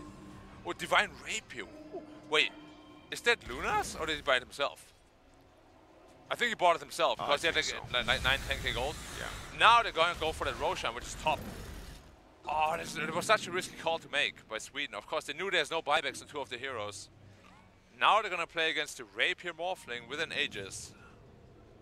What an exceptional start to our semi-finals at the World Esports Championships. What a game one. Just reminding everybody at home, we still have plenty of this to come, no matter which way the result of this one swings. Alright, just a casual 800 damage per tap. Alright, this is a ridiculous amount of damage. Whoever Morphling's on top of now, you're gonna die. Who's gonna get the axe? No, who's gonna get it? Who's gonna get it? It's not like Alchemist, unfortunately. You don't get your gold back if you consume it. The Morphling is, I believe, the only one that doesn't have Aghanim Scepter. Yeah, but Morphs is not like the best. I mean, you might as well use it, right? No? Yeah. Huh? Or you just sell it. No, I think GTI. Yeah, see, he sold it on Sand King. Okay, Sand King did it. Okay, fine. Well, right now, despite having the Aegis, you don't have buybacks, you don't have tier 4s. Look at Excalibur, he's just zipping in, spotted Stoic with the PKP up. He's really gonna kill this Disruptor no matter what. He's gonna take his life away. Now he's stuck on Sandstorm though. Disruptor, Royal, no matter no buyback on him. That's incredible, but now they're slowing down Malum. He's getting slowed by the Keeper of the Light with the Solar Bind. Blinks out. And there, another perfect Borrow Strike and the Epicenter coming in. Malum turns around with the BKB. Dingo is there as well. Arena onto 2 Supernova. He's gonna get right click. He's very big, very hard to kill, but the right clicks are very fast from Dingo flying in. Instant buyback from the Phoenix, and it's again a 4 versus 4. 4 Storm is a big hero though, but we all know so is Disruptor. Without Disruptor, they actually cannot fight. They need a bounty rune. They need a bounty rune for Excalibur to have his buyback. I actually think what Excalibur did is the correct call, because they cannot fight without Disruptor. It's been a long time since I last saw support being so important to a team. And it's only going to get scarier for Turkey here. Like, if they can't finish the game with his Aegis, they're running around with a Morphling that has a Rapier, but no Aegis, and they're going to be so scared from that point onwards. They also don't have a Fortify, right? That's why it's quite scary for them. If Sweden goes for the base, there's not much you can do to stop them. There will be another 3 minutes on this Aegis or so when Disruptor gets back. Shield room for GTI as well. They're going to wait for Disruptor to come, I think. And Sweden, they have 20 seconds. They will have the buyback on Storm Spirit in 100 gold. They smoke it up immediately. They want to fight before Storm is up. This could potentially be pretty game-winning for them. I think you just play passive. Even if they go for your base, let them take another set of racks for 10 seconds. Like, who cares? Yeah. And Morph is not feeling comfortable at all. Like, Luna's got the buyback as well. Morphling literally dies in seconds in this game. Anybody does. There's so much damage on the field now. They all die in this game. But Dingo is the first to show face. Oh, that's so risky. He has the Aegis Hex onto GTI, and now they're jumping in backline. Go look at Excalibur, they got 2-3 of them. Dingo, can he survive this? GTI uses the BKB, but they are all melting. The damage from Charlie is unrelentless, and they're going for more glimpse onto the Storm Spirit. He is out to safety, no more Disruptor. Dingo needs to go out, and he will wait for him to the high ground. Going for the TP, they don't have the time.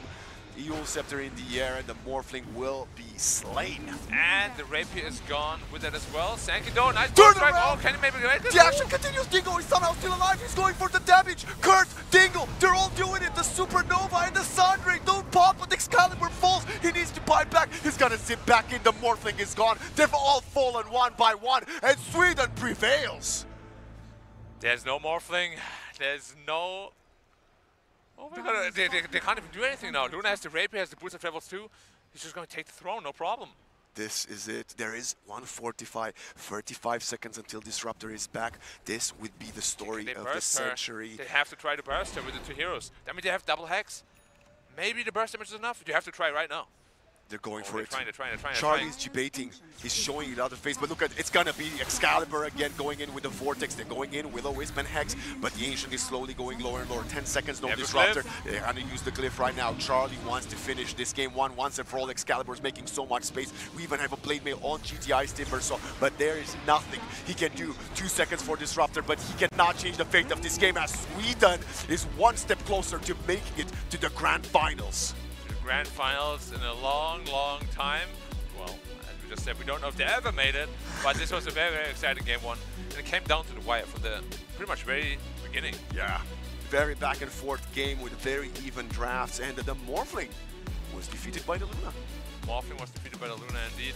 That one fight on the bottom was, yeah, the way Sweden fought, they kind of baited him out of position, killed Sanking first.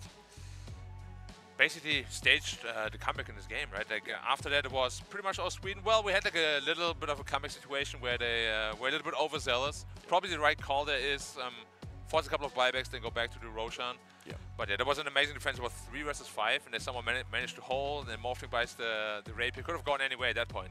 Yeah, absolutely incredible way to kick off the semi-finals with an amazing draft, and all of the heroes were very well versed. I like the approach that Turkey had, and I gotta say, Black, coming game 2, do you want them to change it up completely, or do you think they should stick to something similar as well and try to get it over the finish line? I mean, the game was so even. I think both should just stick to their guns because it wasn't really anybody's game, right? So yeah, you don't need to change too much. Believe in what you think you're good at, because obviously both of them are good at what they think they're good at. And yeah, just do what you think is best. Well, trust what got you to this point, and let's see if Turkey can take us to a game 3 after a short break. We're back with Sweden versus Turkey.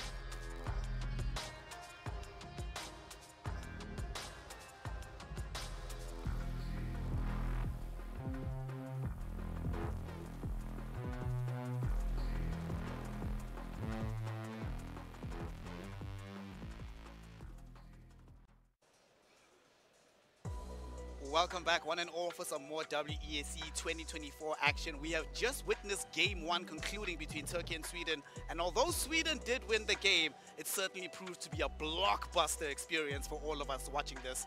Of course, to get our thoughts about exactly what happened, why this ended up being a Sweden victory, I've got the wise men of the North, T-Gov and Nomad. Gentlemen, Nomad, I'm going to start with you. We were all sat there watching the game, right? Together. At 32 minutes, I'm like, this is over. Let me go take care of some business. I come back. Things look radically different. Walk me through what happened between 30 minutes and the end of the game here. I mean, what didn't happen there? Piece by piece, I want every kill, every assist, every creep kill. Okay, the first one to die around that part was probably going to be the... we had rapiers, we had buybacks, we had failed high grounds, we had failed roach fights. We had it all, Snare. It was a great series, honestly. Well, it's a great game. Probably going to be a great series. It's going to take a lot to ruin that one. But ultimately, I think it came down to two teams showing their weaknesses, actually, and the other team being really good at taking advantage of that. On the one hand, we had Sweden, who were great at coming back into the game and great at fighting around the roach pit. That's absolutely what I want to highlight, is that Sweden were really, really good at playing around the roach pit. And Turkey really weren't. They suffered a little bit of the one-by-one scenario. Yeah. Over on the other side, though, Sweden weren't so great at pushing high ground. They're a little bit hungry to end the game, which is fair enough. That Morphling was very scary. They wanted to get out of that one as quickly as possible. I don't blame them, but there's a better way to do it than just running down the middle lane, basically, which is essentially what they tried doing over and over again. On top of that, though, like Turkey, at this 27 minutes with the first Ages themselves, they had like a 7k lead. They were trying to progress the map themselves. Like, they didn't go high ground, but they knew, you know what, let's wait for the next one. It's the fact that they waited for the next Roshan. They were really disciplined. They set up good vision. They held their ground. Again, we're only at 22 minutes at the highlights right now. We're going to probably get to that stage later, but you can already see here the highlights we see on screen. Like, Turkey is slowly building up their lead, but it's the fact that, like, I feel like both teams are very keen to just rush when they were in the lead, like Nomad was saying. Like Turkey get a bit, go, then they fall flat. Sweden get a little bit of that lead, then they throw it away themselves. Like, it's a very back and forth game. Both teams are overplaying their hands. But I would argue Turkey, if they had a little bit more discipline. Actually, it was this fight here, right? So Timber has already jumped in first and died. Mars then keeps two to the side, whilst Sweden is able to then deal with the Kotl. Then it's a late buyback from the Timber to try and take the fight, but it's already a little bit too late. It's not really a good position. And then Sweden get 4 kills, and I believe this is Roshan for themselves. Like, that fight there, Turkey, they had the position advantage, they had the setup, they had the net worth, they had everything, yet they just weren't able to capitalize on that Roshan. And because of that single fight, Sweden fully back into it. They get the Aegis, they go mid. Sure, they make some blunders because they overextend their hand. They make the game very, very spicy. But that single 34-minute fight from Turkey, if they were just a little bit more disciplined, we'd be talking about Turkey winning the game right there. There's a couple of other moments where Turkey could have maybe turned things around. Of course, Nomad, you were mentioning their weakness around the Roshan pit. We get to see it again, but it's deja vu. It's the same fight, kind of. This fight, though, is where things could have turned. I feel right now, right, if Turkey decide we want to completely disengage, allow Sand King to cover our retreat, maybe this could have worked out, but by the time they come back... He didn't have buyback. Yeah. This was a really awkward fight, because they're fighting with Timber buyback still on cooldown for 3 minutes, Morphling still on buyback for 3 minutes as well, and then Sand King and bought to get into the fight. So as soon as you have that kind of disparity in buybacks, it does feel like a Hail Mary. It was close though. Watch the Sand King. He's trying so hard. I don't want to lose. Oh my goodness. Very unfortunate, this fight. The big thing as well is not only do they die in this fight, they don't have buybacks, they also give away a Rapier to Luna. I don't remember the last time I saw a Rapier Luna into a base that's already lost towers, losing the game. But it was refreshing watching a game that had the moments of just, you know, sorry, what was happening? You know, the kind of like, wait, what? The Roshan fight? And it's like explosive. Then Sweden run down mid, they die, Turkey's back in it. Turkey run down mid, then they lose, Sweden's back in it. It felt like really kind of just on the edge compared to like the series we watched earlier. It felt a little bit more like the aggressive team just won. Like, we just outplay you, we win the game. This one had a bit more heart, a little more like kind of feel, and we did say that both of these teams felt like the underdogs coming in today. They made upsets earlier, but you can see that they are a little bit rough around the edges. They're still not hitting their final form. Of course, if they win today, they have another little bit of an evening break before the grand finals tomorrow, so there's plenty of time to improve to make sure they are in their best form for grand finals down the line. But yeah, Sweden looking good. Have to respect the early game though. This draft that they had with the Storm, the Mars, the Phoenix Rubik, it was punishable. Turkey did punish it. We cannot forget that. Turkey was winning the early game, and up until the mid game, and that one fight where Turkey slipped up, Sweden was in a losing position. So this isn't a win where we're like, wow, Sweden, from start to end, they'd won the game. Like, this was a quite an up and down game. Yep. We were sat here earlier on when we were talking about what is necessary for them to win on the side of Sweden, and we mentioned that the one hero that has to pop off, he has no option, is going to be the Storm Spirit for Excalibur. What do you make of his performance here in this game? I felt like he was carrying in the late game, but overall, do you feel like this is the kind of performance they can rely on in the future? I mean, a bit death heavy for me, but I think that's a criticism I can kind of extend to all of Sweden this game, unfortunately. They just had this morph problem. The moment you get stunned for more than a few seconds, that morph is on you. He's doing enough damage to take you down. So I think he played well. He played the lane well. He followed that up with some nice plays through the mid game. So yeah, absolutely like a good, solid Storm performance, as you're saying. And yeah, but I mean, Luna also really stepping up. You know, both the 1 and the 2 in this game, very consistent. Because if they weren't making, it's easy to just look at the comeback and go, this is the moment they turn the game around. That's all that matters, is this moment. But the realistic situation is, how do they get to this moment? How are they not closed out of the game by this point? And to figure that out, you have to look about what they did when they were behind, so they didn't get too far behind. They still stood a chance of taking that Roche fight, and that does come down to the Storm Spirit mostly, setting them up for a few extra pickoffs, a few little plays, a few kills on the morph, which stops them just absolutely getting run over by Turkey, and then gives them an opportunity later on. Yes, Turkey made mistakes, but Sweden stayed in the game long enough to force that to happen. I mean, there's also a moment, given the comeback situation of this scenario of this game later on, T, if they didn't manage to take the Rex after that initial Roshan fight, right? Let's say by some miracle they held on the high ground. What does the balance of the game look like for you if you're on Turkey and not afraid of losing one fight and instantly losing the game? I mean, it feels like Turkey just, if they took an extra second to breathe and understand the situation that they were in, how close they were to victory, based on like the Roshan, the setup, like, I think it'd be entirely different. I think they had that kind of aura of confidence, like we can do whatever we want. Like the fact that Timber was just jumping in, or any carry in the world, his team wasn't ready, he thinks he's unkillable, he dies. Like that death is a critical mistake. And making mistakes like this in a single elimination bracket, you can't make them. Luckily for him, it's a game 1. It's not a game 3 or a closing game 2, right? And I think, yeah, Turkey, they're going to be a little bit more disciplined, and that's going to be a team talk after the game for sure. It's like, guys, we crushed Sweden in the early game. This was our game to win. We just can't make these mistakes. And I think it means that, you know, coming into the second one, if Sweden now get a little bit too confident, like, hey, we can do it. Even when we're losing the game, we can still win. We're so good, you know. If they like that, then again, I think game 3 is on the horizon. I wouldn't count Turkey out yet. Maybe, but you know, we did all kind of unanimously agree that Turkey had a drafting advantage in this game round. So do you think that's going to happen again for the next one?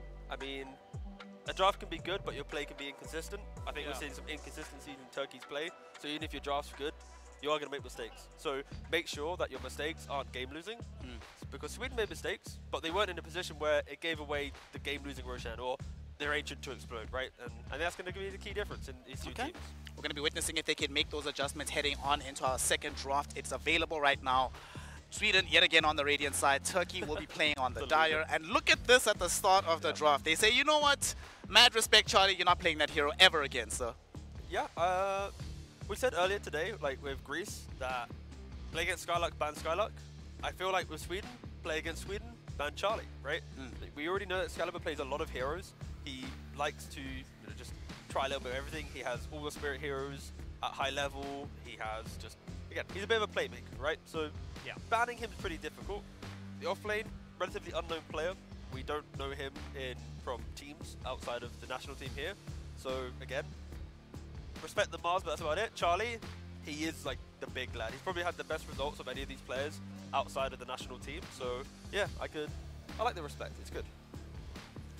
Let's see here. So we had our Vans. Sweden took out Phoenix, Tiny, the Timbersaw, as well as the Shadow Demon. So another hero from the first game being removed in this one. And we have an opening of the Clockwork. Oh, sigh. Oh well, hope you have your beds and blankets ready, ladies and gentlemen, because we have a Naga Siren game. Yay. No, it's good. It's fine. It's nice. I like Naga Siren. I honestly don't. I feel like Okay, first of all, let's unpack why don't you like it, and I'll say why I like it. All right, I like it for the reasons why it's good, right? We were No, talking about it why earlier. don't you like it? But I don't like it. Yeah, I want the Because dislikes. when I start to engage a fight, right, I want to kill a bunch of enemy Skill issue. heroes.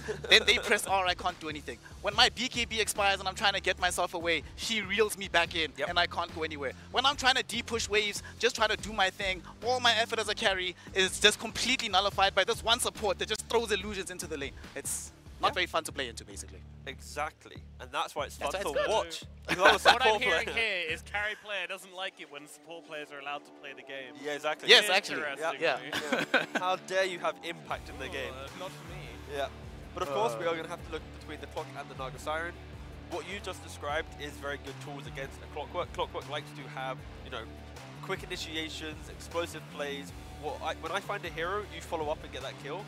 But that initiation is like, I hook shot in, extra second, carry joins me. So there's always like an extra 1 or 2 seconds of like buffering after a hook shot to enable reaction time. And Naga Siren, of course, with the song, I like in these matchups going for like a Blink Dagger. I feel like people don't buy this item enough on Naga Siren because in those big moments, we saw it earlier today. He went for Drum. He did not care about Blink. And how many times was the song needed, right, to turn it around? So I think here could be an option, but the lane, reel it in. The second spell paired with Shadow Fiend. If you're too far up the lane, you're going to be under tower, getting triple raised, and getting deleted. So it's a really, really powerful lane. No complaints. Sounds tricky to deal with, T-Governor. I sure hope they have a plan in place. Let's I don't know hope if they so. do or not, we'll find out. But one thing I do like is the Clockwork doesn't answer the Naga Siren, but any of these like really nice long distance stuns are always going to feel pretty good. Just give you that like small percentage chance of clutching out an interrupt. I like that. It's not too bad, but yeah, we'll see how it works for them. Beastmaster going to come out now as well. Again, all about that long lockdown. God, they have so much vision right now on the Dire lineup. Clockwork, Beastmaster. I would like, definitely now, I'm kind of sad that they're the ones that banned a puck. I definitely want a mid laner that's able to exploit that vision. Get that long range jump in. Perhaps pierce to where the Naga is, kill her off, or even force the song and get out. Do any heroes fit the bill for you that are able to accomplish that, team? At the moment, I'm just worried for Turkey that the Beastmaster can be a hot or cold pick right now. Excuse me. It's very good against Shadow Fiend. Shadow Fiend wants to stand his ground, BKB, right click, but the laning phase, you're laning into Naga and Shadow Fiend.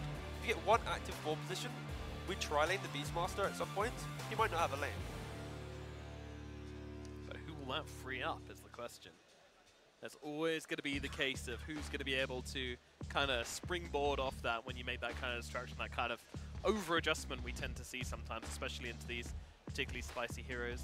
What's interesting here is that they have gone for... So usually in this position we see them kind of going for the double pick quite quickly. They seem to be taking their time this time around. Yeah. Burning deep into that reserve time, 50 seconds left. Other 4 position heroes that can play with the Beast. We have Hoodwink. We're going to go back for the Rubik. Okay, so they steal this away from Pablo. He did have a couple of really cool steals in the previous game, so you want to deny him that. You may be scared of giving away the Beastmaster Primal Roar. You can now steal Song. It shouldn't ever happen, but it can happen. It happens more often than we'd like to all admit. Yeah. I mean, I think ultimately this isn't a Rubik we're looking so much at spell steal, but maybe more of like what you're going to get from Fade Bolt, what you're going to get from Lift. You know, that repositioning spells just get them that further away from the Naga Siren. There's a few nice aspects to this hero right now. There's also something very interesting. What's that?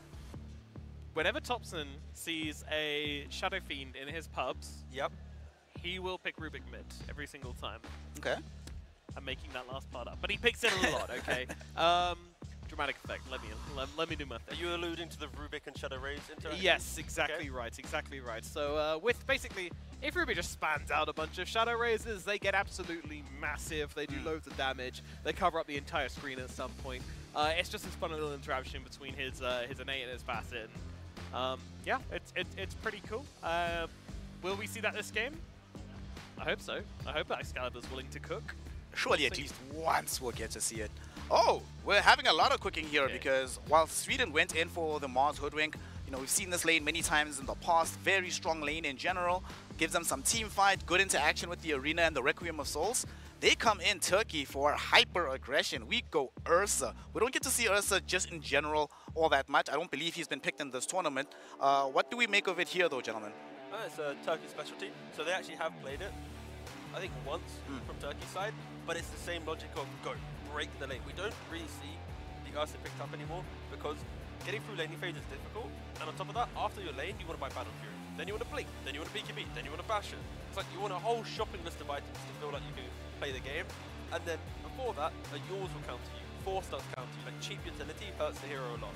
So it's kind of the reason why I'm not seeing it better, but in this type of lineup, play behind the Beastmaster, he's so noisy in the early game that Ursa should always get a Battle Fury, should always get a Blink, because his team are doing the moves for him to farm behind. And in the lane, Mars Hoodwink, relatively good at stopping Ursa from punishing Mars. You got Spear to push the Ursa away. You got Bushwhack as well to contain the right clicks to prevent the Ursa stick on top of you. So lane should be good for Sweden, but just the all-out aggression. If that Beastmaster roars the Shadow Fiend, both Beast and Ursa will have BKB. They do not care about Naga Song, and that Shadow Fiend will die every single time. So you've got to be really careful for Sweden. Don't allow the Ursa to farm. Don't get run over by Beastmaster, but respect the BKBs. I like BKBs in a game like this. Yep. I really like Ursa. Honestly, it's a very fun hero to play. Don't get to see it nearly enough.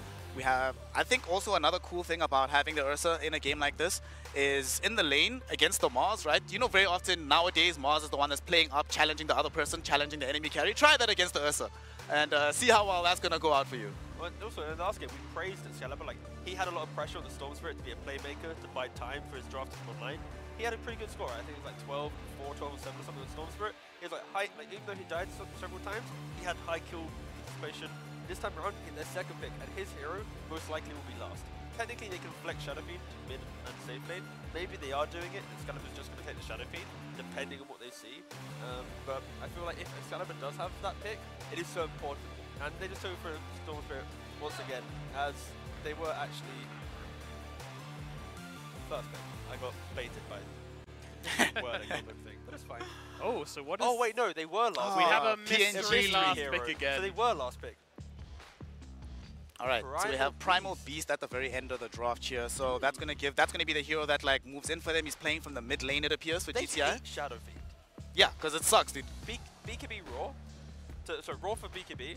They got Ursa, who just right clicks and don't care about Shadow Fiend. Pulverize. And they have Pulverize for BKB. Like this Shadow Fiend, who wants to stand his ground, every core has a way to deal with that. That is a very anti-SF lineup, which furthers my point. Excalibur and Storm Spirit has to pop off once again. Because if you get to a stalemate in the game, Shadow Fiend, if Turkey execute, should not be allowed to right click. If Turkey execute. It's a very big if, and I can see a world where the Shadow Fiend gets very big indeed. We've actually watched a lot of Ursa in some qualifiers recently, and one thing which is an issue is you're making stacks, but Dota's very active in the first 15 minutes these days. If you don't have that Battle Fury by then, and you don't come and clear through those stacks, guess who's going to come and take them from you? Big Daddy SF, the Swagger Fiend will be back. Yeah, so if they're not hyper aware of that, then it's a real opportunity for Shadow Fiend to get into the game really, really quickly, and that can be a problem. I think Sweden have a good shot though if Charlie itemizes it slightly differently. Like Hurricane Pike to help disengage, maybe like a Silver Edge or something additional to punish. Yeah, maybe, yeah. But like BKB is still good value, high value, but the journey there, I think some utility to be independent. Like don't rely on his team to save him, and then he can make some smaller plays to outplay. Like when he jumps in, boom, I'm now disengaged, you're out of position, team, kill that guy. He tried killing me first, right? And then you play from numbers advantage. But Sweden have the tools. It just feels like it is slightly harder for them to win this one based on the draft. But we said that in the last game, they found the windows to do it and they won the game. So you can never count Sweden out, but once again I feel like draft, Turkey has the slight advantage. But that doesn't really mean much, it seems. What do you think, Nomad? You were giving us mention of how Sweden could win. Do you think they're actually going to win this game? Yeah, I do. I think what I said is going to happen. I think they're going to have an advantage in the early game. Their lanes look a little bit better. They can use that to invade the triangle, find those stacks which they're going to over-rely on the side of Turkey because they're not quite as experienced in playing this kind of level. So yeah, I think Sweden's going to take it. Well, we'll see if Sweden, with the solidity of their draft backing up the Shadow Fiend, will be enough to take themselves into victory and secure grand final placement, or if it'll be Turkey with this ruthless aggression showing us a Game 3 that we're all desperately wanting to see. To find out which outcome will be presented before us, I present to you Black and Vlad. Take it away, gentlemen. Thank you very much, Sean, and the rest of the panel for that amazing introduction to the game 2 Black. We are back at it again. The underdog, the team that people want to see perform better is the Turkish squad versus the favorites, the ones that came in swinging higher seed from Europe, winning game 1. And we have an Ursa for the Turkish side. What are your current thoughts on the hero in the meta? I think Ursa has all the tools carry needs, except one, which is being able to push towers.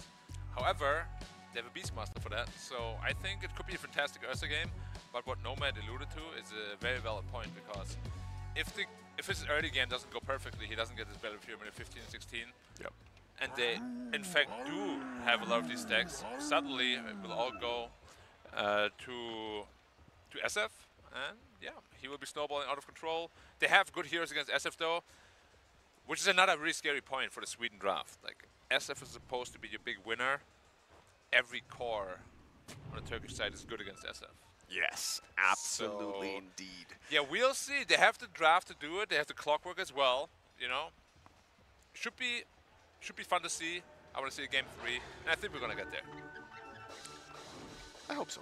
I hope you're right. I hope Turkey can bring this one back to an even for the deciding game, as we have the Swedish side popping a late smoke.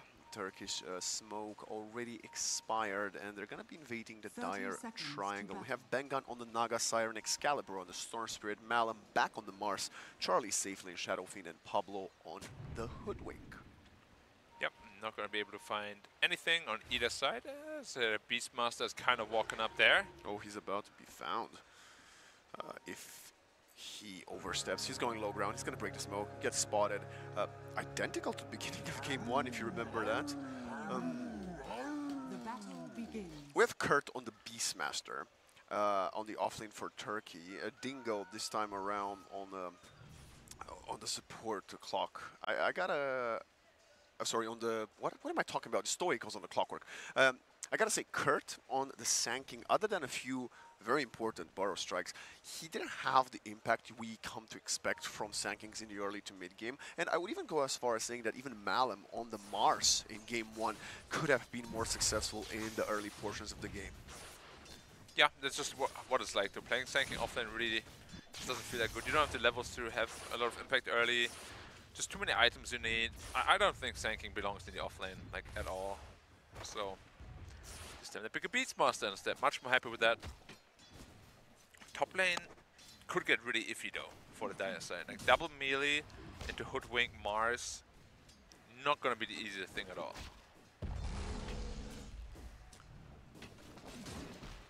Also, if the Ursa does get on top of you somehow, could be rough. But I do agree with you. I think Jeezy going with the Rubik up top with the Ursa might have been slightly better. Not going to be the case, so we should stop theory crafting for now. As Bengan, position 5, Naga Siren, the second Naga we get to see today. Let's see if this one will be successful, as the first one did lose the game, surprisingly. It was in the Greece game in the quarterfinals. Yeah, funnily enough, even though I think Naga is usually always good, this might be one of those games where Naga is not going to feel that strong. Oh, Dingo's taking a lot of damage. Blood Grenade, Battery Assault, Whoa, no careful. cogs. Stoic, and that's going to be a perfect Earth Shock on top of them. Which a couple more right clicks either side. It's going to... Okay. There's a spear available now. Dingo, Bushwhack gets connected, and he's going to be a perfect chain stun, a double kill, most likely, going for Malum. And Acorn Shot gonna get the second. It's going to be Pablo to find the Ursa, as Sweden continue riding the momentum of game 1. Yeah, game is going very well for them already. Ursa, with a bad laning phase, can become a hero that has absolutely no impact for the longest time. So we'll see how it goes from top. But again, double melee into range and Mars. It's not going to feel good at any point in the laning stage. What do you think of this matchup of Primal Beast versus Storm Spirit? I mean, we know Excalibur is a Storm Spirit specialist. We saw some of that in game 1.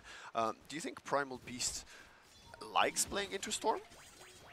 Storm loves playing against melee heroes, and Primal Beast is no exception there. Yeah. It's also a very movement-based hero, but you have slows with every right click with Overload, of course, and you also have a pull-in. So you're quite happy to play into the Primal Beast. And this time around they have a Beastmaster Raw and a Primal Beast ult, but it's not going to be that easy to catch a Storm as it was in Game 1 with a Disruptor. Yeah, no, I have to agree with you on that front. It's going to be quite hard. But, you know, maybe a Bushwhack stolen from the Rubik or a Ensnare. Of course, both of those spells slightly harder to connect onto the Storm Spirit when he does have the ultimate. And that's a lot of work, even still, just for Jeezy to achieve with his Rubik. Yeah, it's going to be tough to catch a Storm this game around. And this draft is, I still favor Turkey a little bit, but I believe Game 1, Turkey had an even better draft than they do in this game, and Sweden managed to turn it around and win. So, as T-Governor already said, I guess it just doesn't matter. Just play better. It wasn't one-sided victory, right? That was until the nail-biting of a game as Malin gets pushed back by the clogs from Stoic. Dingo is not going to pursue more, just allowing Stoic to do some of the work with the battery assault. And Dingo will focus on trying to get these last hits. Yeah, it's a lot of creep on the tower. Mon's going to be very happy about that. Shadow Fiend is quite low in HP. All the Wild Axes spams connecting to him. He does have a wand, so he's not in any trouble. Unless maybe Stoic could rotate with the Clockwork to take him by surprise, but letting your Ursa alone is not something you kind of want to do. He really wants to force out the blood, a wand to be used there. Jeezy throwing at everything, including the Blood Grenade at the Shadow Fiend. Will have to pop the wand now. And that's what I said. Clockwork is coming through. He did get scanned though, and now the Fortified. I don't know if there's much else you can do. They are connecting another Fate Bolt. Nice Bushwhack, but the Shadow Fiend falls. Charlie and Pablo gonna go to the Afterlife, and Bengun gets pushed back by the Cogs. Blood Grenade, a couple more right clicks from the creeps. Wild Axes don't connect, but the kill is a kill. And see, Black? I know my analysis sometimes. I knew it was gonna happen. I called it. You did? And to be fair, Sweden was aware of it. Like, that's why they fell back. That's why they used the scan on top of the Twin Gate. But maybe Pablo's TP was in cooldown, or he didn't want to commit so early. Storm double 6. There's no real counterplay for the Primal Beast, as he already charged in one more overload, and you're gone. I can keep hearing the Swedish players. Every single time they get a kill, they are very hyped, which is beautiful to see, but not something I would traditionally say is something you expect from Sweden. I don't know if I agree with that, because a lot of them are streamers, right? Okay. So, I mean, wait, if you're streamers or streamers? You become, you know, are more they streamers or active. screamers? What's the difference? Streamers are streamers. I see. Like, every single person I know that transitions into becoming a streamer Thompson? starts screaming a lot. Yeah, even Thompson too. Like, you start talking a lot more, you know. But you have to, like, you kind of feel like you have to. I see. Well, Pablo. Stoic's been doing a lot of easy good peasy. work with these expanded armature cogs in the early game, including that early rotate bottom. I never know if I like these things. Like, it just feels like people just walk out of them every time. He was dead there if it was a normal cogs. Honestly, I'm on that wave. I think the other facet, the armor hookshot with the reduced cooldown, is kind of legit sometimes. It's very situational, right? But I feel like a lot of these pro players just constantly resort to the expanded armature. And we'll see if it works out this time around. Like right now, Stoic. 4 euros here. Goodness gracious. That's a lot for support Clockwork. Well, they appreciate the importance of getting the Wisdom Rune, and I appreciate that from Excalibur. Giving Pablo the bottle, get the Wisdom Rune for the support's XP, and then refill the bottle instead of using it himself. It's about the small things. Bottom tower is under attack. Small things in life always do it up, don't they? Naga is very high level already. My GTI now also level 6, but 1v3. Oh, he's caught. And that's why people ban Naga. Good night. Okay, Stoic came in, he showed us he's got a cogs. It allows Excalibur and Pablo to farm some of them. Even Bengun gets involved with the last hit there. And yeah, I mean, this is kind of what I wanted to see from the Naga Siren in the Greece game earlier today, and we didn't get to see it. Right now, Bengun has been using this hero's strength very, very early on with the Ensnare to reel in. Yeah, it is a very strong rotating hero now, which, as you said, in our first series today, we didn't really get to see too much of that. It's going to be level 6 soon as well. Might be able to pair up with the Shadow Fiend. Get a nice Song Requiem combo, and stealing the stacks, no problem. As I say that they're actually not going to try to attempt that. Level 6 Beast as well. Kurt is going to be rushing the Drums of Slum, also the second Beastmaster we get today. Yeah, it's always a strong hero. Always as well. Self-smoke from GTI. Huh. I mean, he can probably solo kill a lot of the heroes on the Radiant squad if he gets on top of them, but his smoke will get broken by Pablo. They are picking each other. Jeezy just dies to Charlie and Bengan. Now roar, but Song of Siren comes out and it's gonna stop absolutely everything. It's a perfect setup for Malin's Arena. It's gonna let it go. Requiem of Soul. Not the best chain stun, but the Fear will connect to them, and there's nothing you can do with a 5-player rotation bottom and a double kill for Charlie and a single kill for Excalibur. That is a ridiculously high level Naga. Like, level 6 at minute 8:30. Position 5. Super fast. Super fast. And of course, they're going to be feeling really good about that, building up a nice, comfortable early lead. However, Ursa is, getting quite farmed. And now the ults have a long downtime, of course. We'll see if they can make use of that or not. I don't think you can. This Ursa hasn't she doesn't even have the Claymore yet. I think Dingo needs to keep on farming a while longer before he might try to get active. But meanwhile, speaking of getting active, Excalibur just does that. And yeah, Sweden kind of in cruise control for the first 10 minutes of this game too. Yeah, starting to look like the game is falling out of Turkey's hands just a little bit. Everything is going Sweden's way so far. One shot. Okay, that's gonna be most likely a kill. And Excalibur does get pushed by the cogs. Very nice from Stoic there. Bengan does not have Song of Siren, but he does connect with another net. Pablo, beautiful bushwhack. It's gonna be a nice trade. GTI falls, and they're going deeper. Bengan doesn't care. Nice tanking the sharpshooter. Very good play from the Rubik. Can they get anything in exchange? The answer is no, because the TP got cancelled instantly. One more cock push. Not gonna lead to anything. Nice rotations overall. They're happy to just kill anyone at this point. Of course, they would love to kill the SF, who is pretty far ahead of everyone at this point. But yeah, Ursa's farming, that's what he wants. Beastmaster is farming okay as well. Primal Beast is the one really suffering right now. And we've seen a couple of times when Primal Beast has a really tough early game. You want to go in and be tanky, it's just you can't. Like, you don't have the HP pool to do so.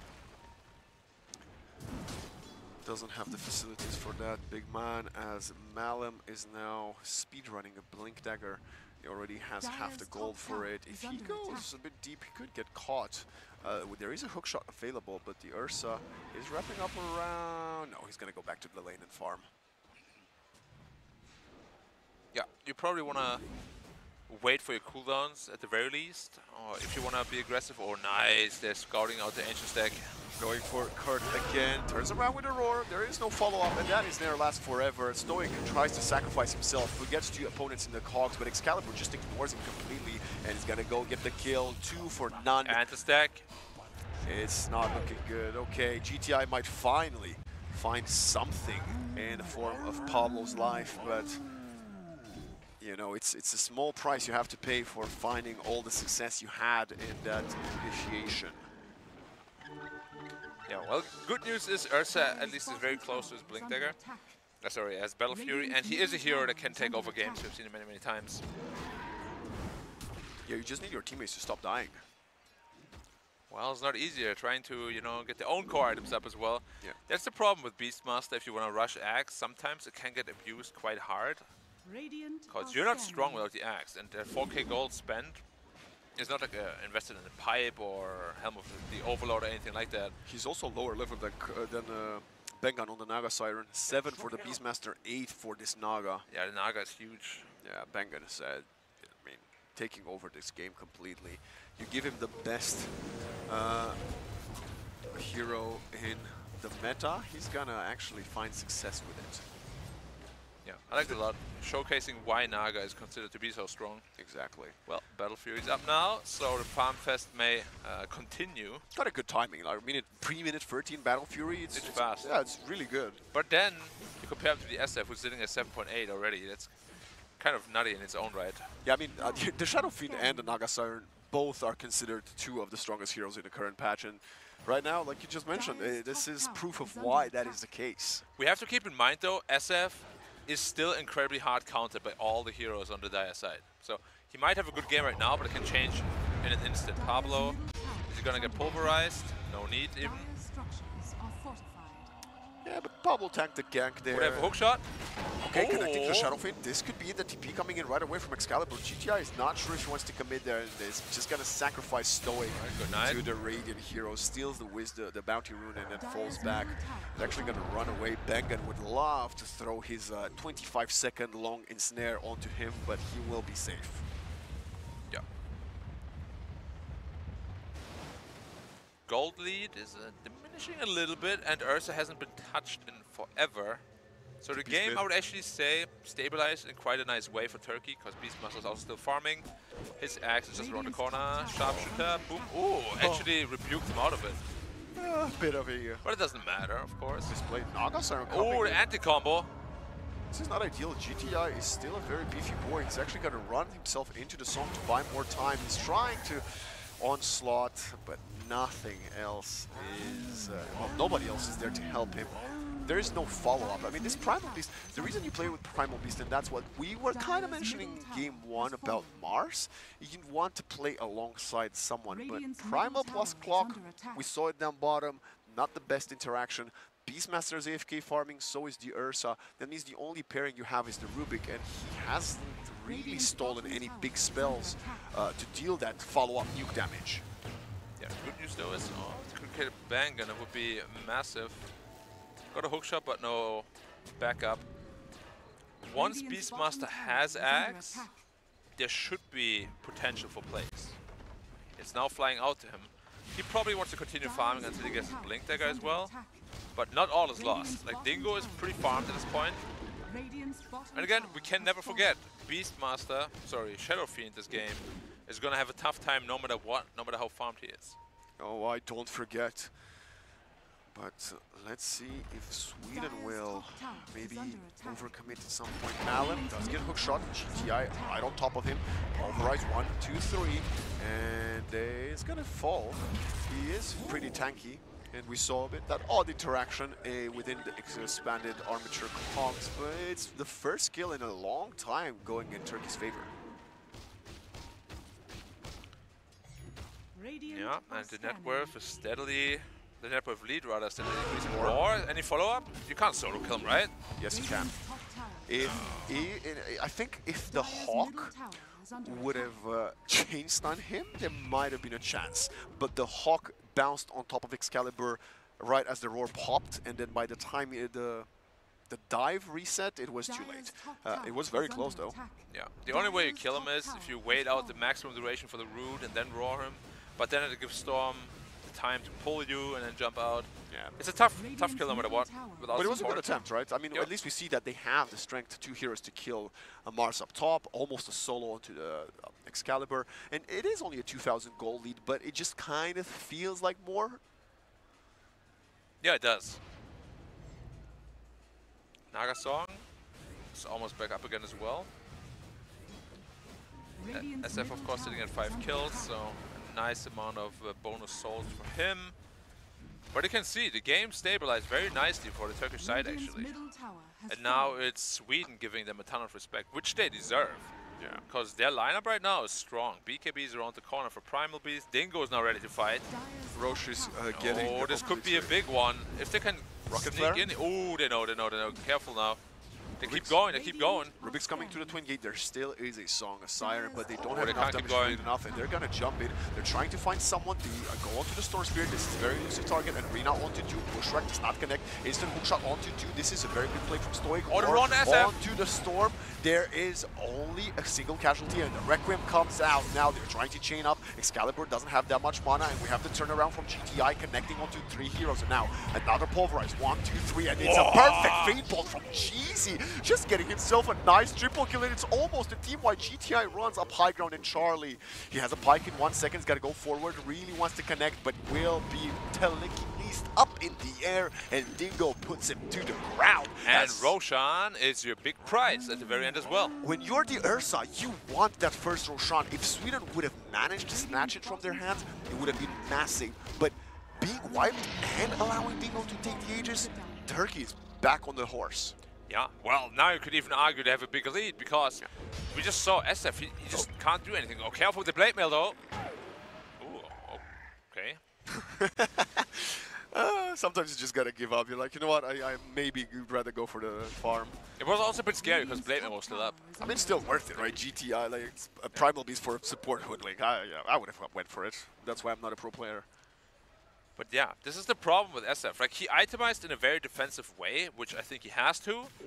But at the same time, that also means he just doesn't deal any damage. He didn't do anything that fight. He casted a Requiem, and then he tried to kill the Primal Beast, who had like 400 health and just dealt no damage. It was very good from the Primal Beast when he connected with the second Trample Onslaught combo, and then Rubik came with the Fade Bolt on top of him that got him the triple kill. It's a lot of this unnoticed damage, right? We don't have any of the big AoE spells like the Disruptor Static Storm from Game 1, but it all adds up. Yeah, and now they're feeling the heat on Sweden. They need to get something done. But what can they find? Maybe support Rubik, Primal Beast? He might have his BKB at this point. Spear, Arena, Invis, there is a sentry already preempted on the ground. Okay, okay. Another 5-player rotate for this. Excalibur finding another Kier Dingo. He's just vibing.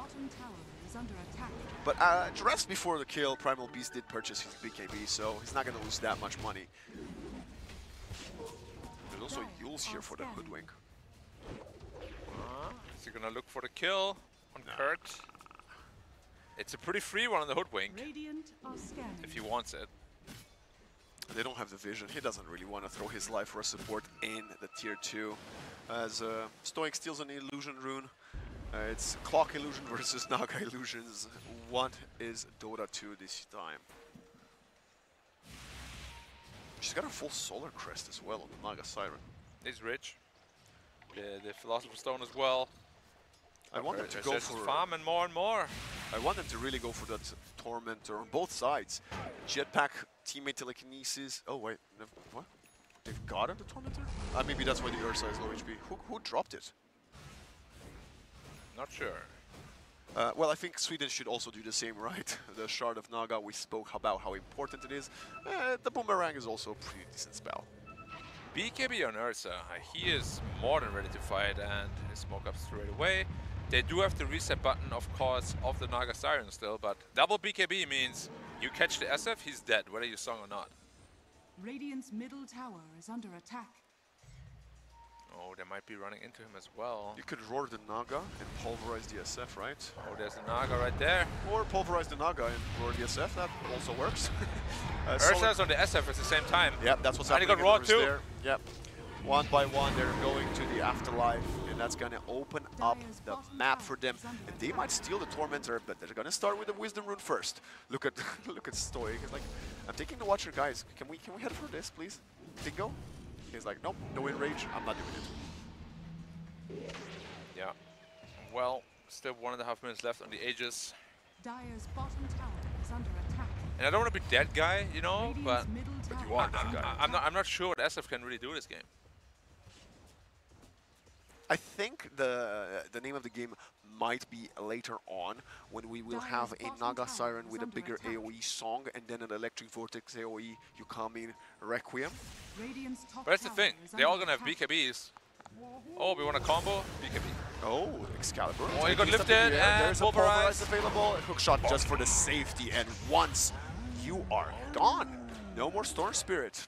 A little bit surprising. I feel like he could have jumped further there. Definitely could have. Definitely. Probably, you know, panicked a little bit. It's a tough game. There's lots of pressure on you.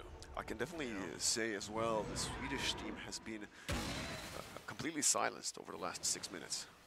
Yeah, well, it's always hard to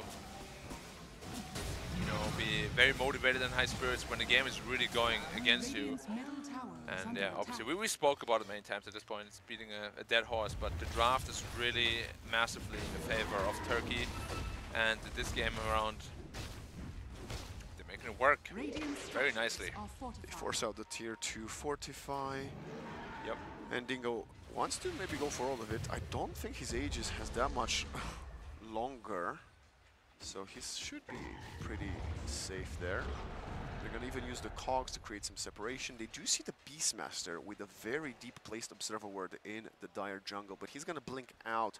And do you really want to go so deep into the Mighty Mines to find him? The answer seems to be yes. Would be a very massive kill by just TPing out. You know what I never understand? Like, why do SFs not skill at least one level into the soul? Feast of Souls.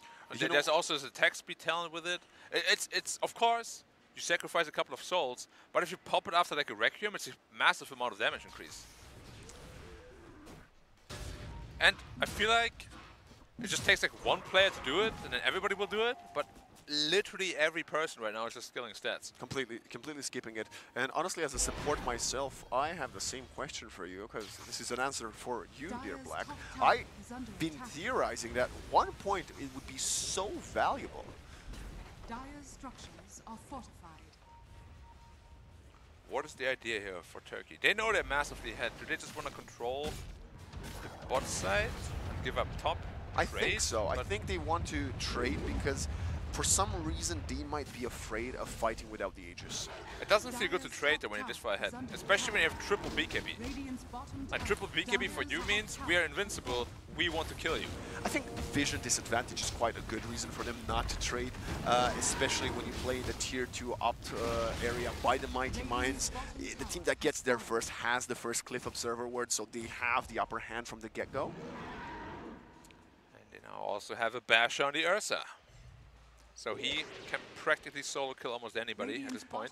Whenever we're going to get the GTI Aghanim Scepter for the Primal Beast, I think that's when Turkey will be completely unbeatable. They feel pretty unbeatable now, I get it. But I'm just saying, you know, if you want to take all the safety measures, you could wait another 2 to 4 minutes for the Roshan and the Axe. Yeah, another... How much is the next Aegis really gonna do for them? I think a lot. I think it's not necessarily about using the Aegis, but also taking it away from Sweden, because if you do lose a team fight and the Shadow Fiend gets the hands on his Aegis, that's gonna be quite scary. One for by himself. Bye-bye, my friend.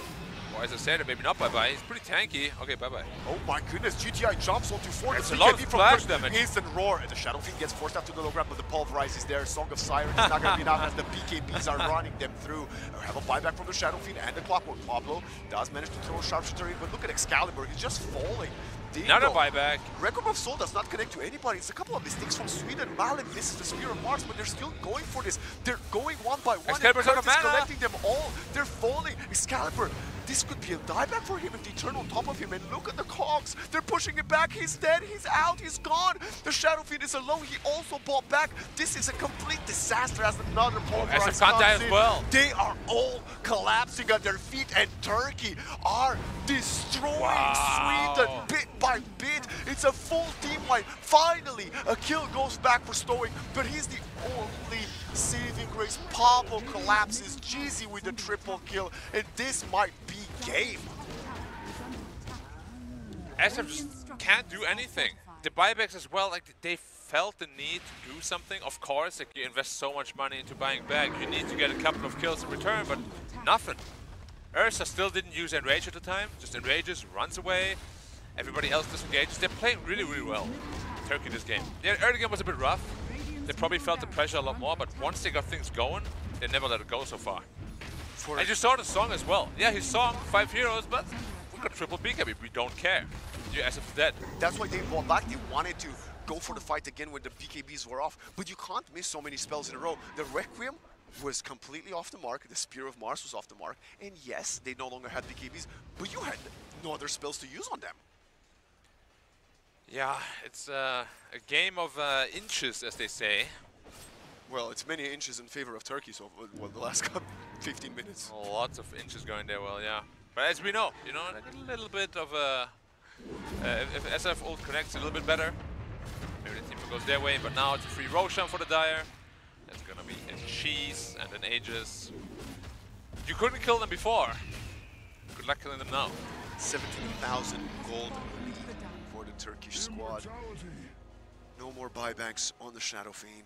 Charlie doesn't have his. Excalibur doesn't have his. And Charlie's very frustrated. I don't know if you noticed that entire Sentry duration he was blocking the Ancient camp. He pinged it 3 times and it has not been dewarded yet. I always wonder, I mean, I've been in the same situation many times. When is it worth to actually just go next? Because, I mean, the mental factor at this point is really playing a huge role, you know? And I really feel like Sweden, in particular, they seem very driven by how well they're doing in the game, you know? So, I mean, we'll see if it impacts anything down the line or how much longer they're willing to endure this, but it's a tough game for them to recover. When a position 4 Rubik is out farming both your mid laner Storm Spirit and offlane Mars, it is a cause for concern and potentially considering we might just need to throw in the white towel. But they don't have the luxury of seeing the stats, so they maybe still believe in themselves. Just know. Yeah. I mean, when you are like whatever display, what do you think their average rank of Team Sweden is? Is it like 13, 14,000? MMR? Yeah. No. I think 12,000? 12, roughly. Maybe 11.5 or so. It's really high. It's really high. It is really high. Yeah. So that's what that was my point. Whenever you are this skilled, you kind of feel the Dota slipping out of your hand as Pablo falls again. Yeah, solo kill by the Beast. Easy roar. And let the drums do the rest. Ay. There's an Octarine core on Diar's. Yeah. It's a very common build, actually. Yeah, I know, but it's still funny to see, no matter what. There is one more set of racks bottom, including a tier 3 standing here. They're jumping in mid, and they're gonna find an easy kill onto GTI. Pretty tanky, though. The Aghanim. And the BKB, he's not gonna survive this one. No. Here's the Ace, 60 HP, they're jumping in. Excalibur gets blown up. Hookshot on to Malem. Has to use the BKB. Is he gonna take it away? Roar was used, I believe. No, and he gets out. If there was a bash, that's like a heartbreaker right there. I mean, it's heartbreaking no matter what. Sweden is getting squeezed of life in this game too, as Turkey has played some very impressive Dota too. Yep. Ever since they got hold of the game, they never let it go. Admittedly, it's quite hard to let it go when, you know, the enemy SF literally just can't play Dota. Yeah. I love their draft in response to SF, honestly. It's so good. Of course. It's so good. We were talking, I believe, with Nomad earlier, and he was saying it's nice to see tournaments like national teams where come up with strategies to defeat these stable tier 1 picks, and that's what Turkey just did that. How often have you seen Shadow Fiend be punished this hard this patch? Well, it's not over yet. We still got one team fight ahead of us, at least. Banner coming in, Dingo's going for a BKB. Dingo's Rage big. is going for it, and oh my goodness, Pablo is deleted, and now we have the deep roar going for Bengan. Instant refresher from Kurt. He wants to go for more. He's going to use it onto an illusion just to create some separation, but he will fall to the right click. The damage is there, and the Requiem of Soul that protected the Ursa. You couldn't be really using it that way, but it was stolen from Cheesy. That's why they're all on pause. And look at the pushback with the Cox. Charlie gets lifted and sent to hell. Dingo coming in. Age is lost as Malem arrives with the Spear of Mars. Stole the Requiem too. Cheesy, what are you on? He's on a godlike spree. He's going for more. He's gonna clean them all, and they are out of the map. It's only Bengan standing between Den and the game 2 victory. He does buy back. Still buying back, still fighting back. Oh, a Spear of Mars, almost to the fountain. It's only a clockwork, so even if you do kill Stoic, he's not the one that... Are they even gonna kill him? No! He's alive with the jetpack. My goodness gracious, Sweden's trying everything they can, and the banner is also still standing protecting the creeps. Well, Turkey is respecting respawn timers. Do they want to stick around a bit longer? Apparently so, yes. They're committing. They have an enrage, they have the BKB again, that's how long I've got the melee racks, and now it's time to go out with full discipline.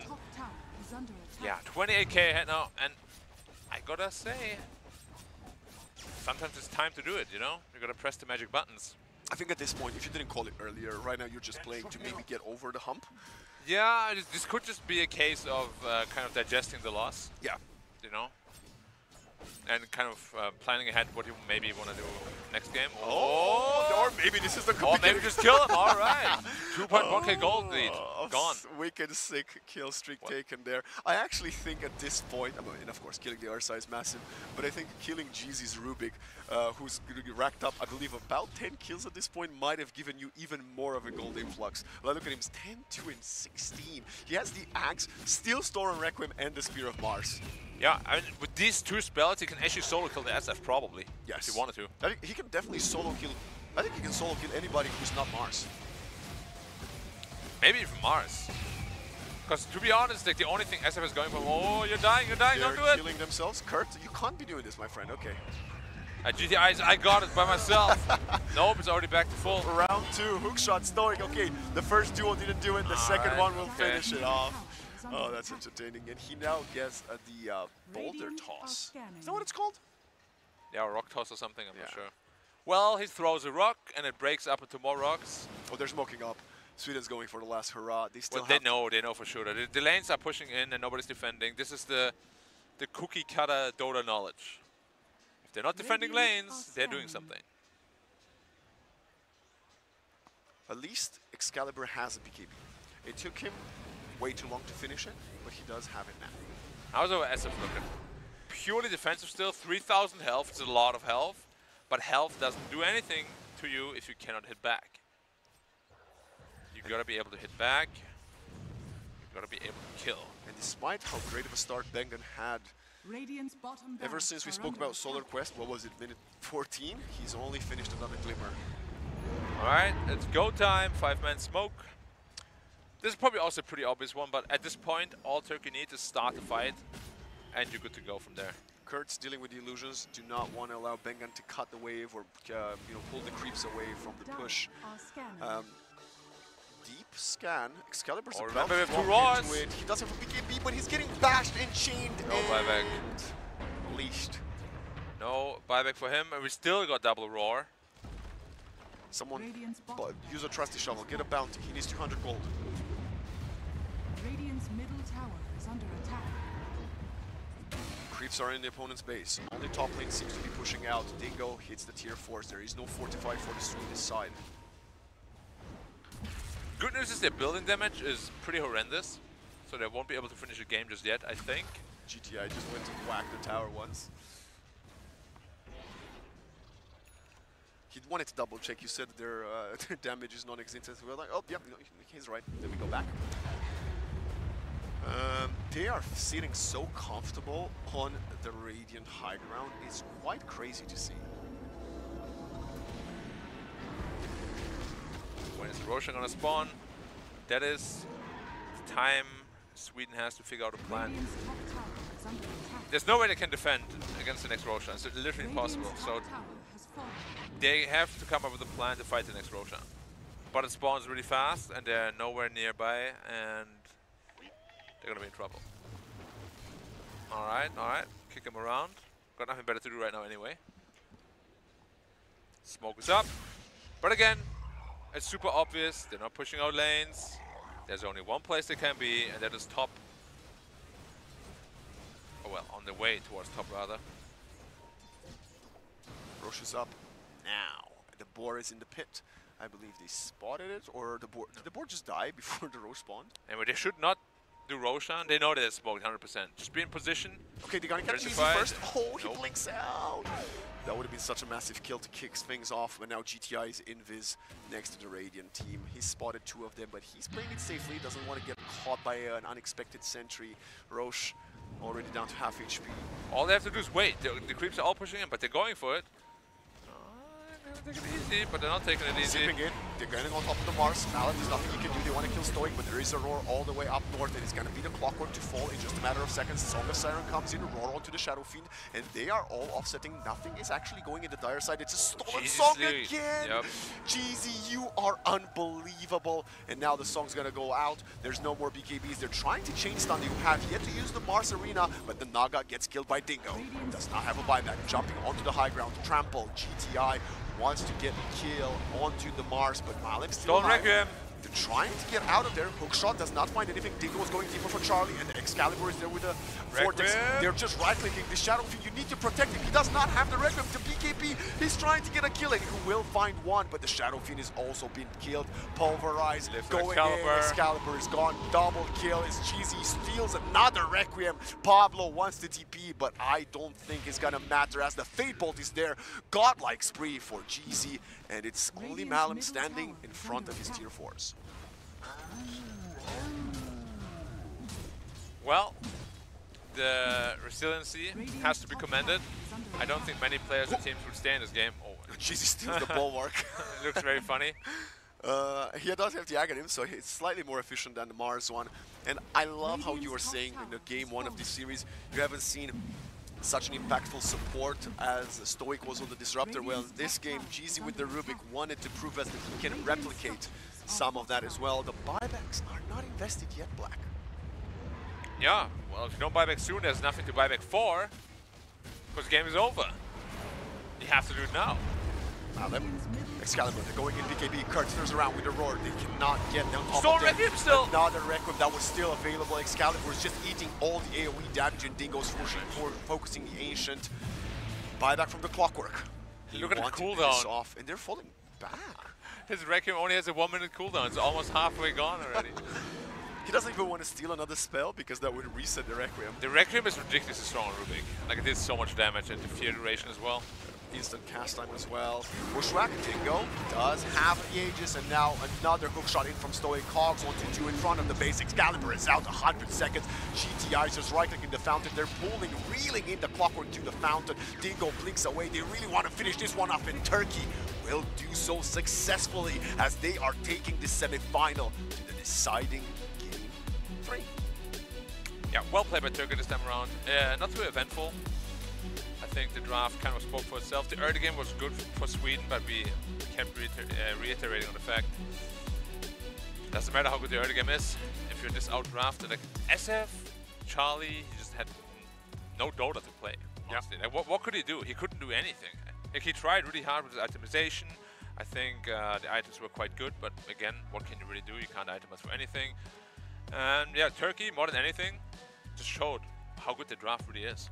And it's the experience of this team. They have stuck together, and we are not aware of their presence or they're playing with any other club team per se. So if this is the roster that was set for the World Esports Championships at the beginning of the year, Black, and they've been together grinding through the open qualifiers to the regional and now all the way here, I'm not surprised to see them understanding the meta so well, and the team play between all of those 5 Turkish players is impeccable. Something I believe a lot of the other nation teams could actually learn from. Yeah. No, I agree completely, but on the other hand, now we have a Sweden team that hopefully is not all too deflated, because I really think that GG was well overdue. Yeah. And I'm not sure why they waited so long, you know? They are a team that thrives upon, what's the word for it in English again? Momentum?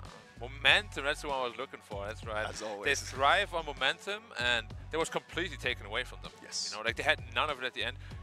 You couldn't hear them at all. Like at the beginning, they were all super hyped, super happy, you know, and then come mid-game, not a single toe. And what a performance from Jeezy on the Rubik. But speaking of holding Sweden's momentum, we will be holding our momentum up for just a few minutes as we send it to a break. But when we return, it's going to be our panel breaking down what we can expect from Game 3 of the semifinal.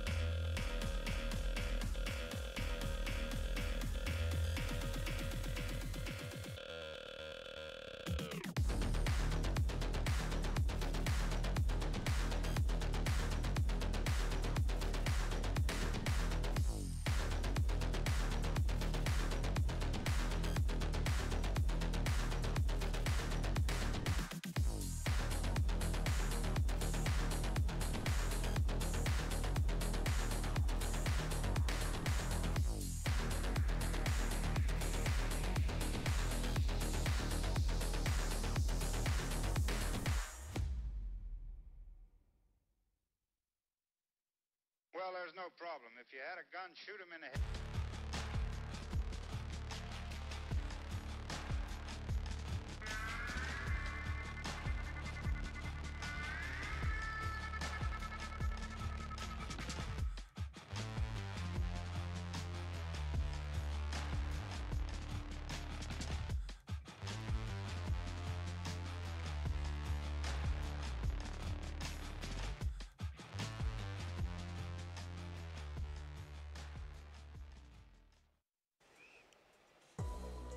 Welcome back, ladies and gentlemen, to WEC24, where we are now getting into our third game, the second one of the day, which is very good news, between the sides of Sweden and Turkey. And although Sweden did come through with a very meta draft, we've seen this kind of drafting all over the world. The Turkish brought us an incredibly aggressive style of DOTA, which ended up being super successful for them. We're going to break down everything that just took place, and I'm joined on panel yet again by T-Gov and the Prophet Nomad. He was telling me about 15 minutes, they need to watch out about the stacks, but more, you were telling me that this Rubik was going to own the game, and by God, you were right.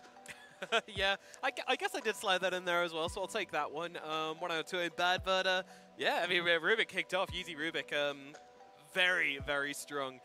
Some 6 steals, some nice Fade Bolt action as well, which, you know, I did say I wasn't fully believing in myself when I said that you picked Rubik for Fade Bolt, but yeah. here we are, it works. Yeah, I mean, you're talking about 50 minutes for stacks, but 17 minutes for Roshans, right? Like, Sweden, they actually had a really good start to the game. They had a pretty commanding lead. But then they go for the Roshan, fumble it a little bit because Turkey, with the clockwork, with the primal boost, plenty of ways to get into the pit. They kind of, they stutter step for a second. Again, I always seem to get too excited about a highlight that's maybe like 5 minutes in the future of the highlights we're currently looking at. But we're going to see like Sweden, they're kind of making their moves, they're bringing Charlie into early engagements, and this momentum in the early game convinces Sweden, you know what, it's our time to Roshan. We do not want Turkey to get it with the Ursa. It's absolutely free. You get that Aegis onto him, and he runs wild in the early game. Especially because he had, you know, a pretty decent start. Look at the net worth. He's up there, not as high as Charlie, but yeah, unfortunately for Sweden, and good thing for Turkey, that first Roshan, we didn't see it actually.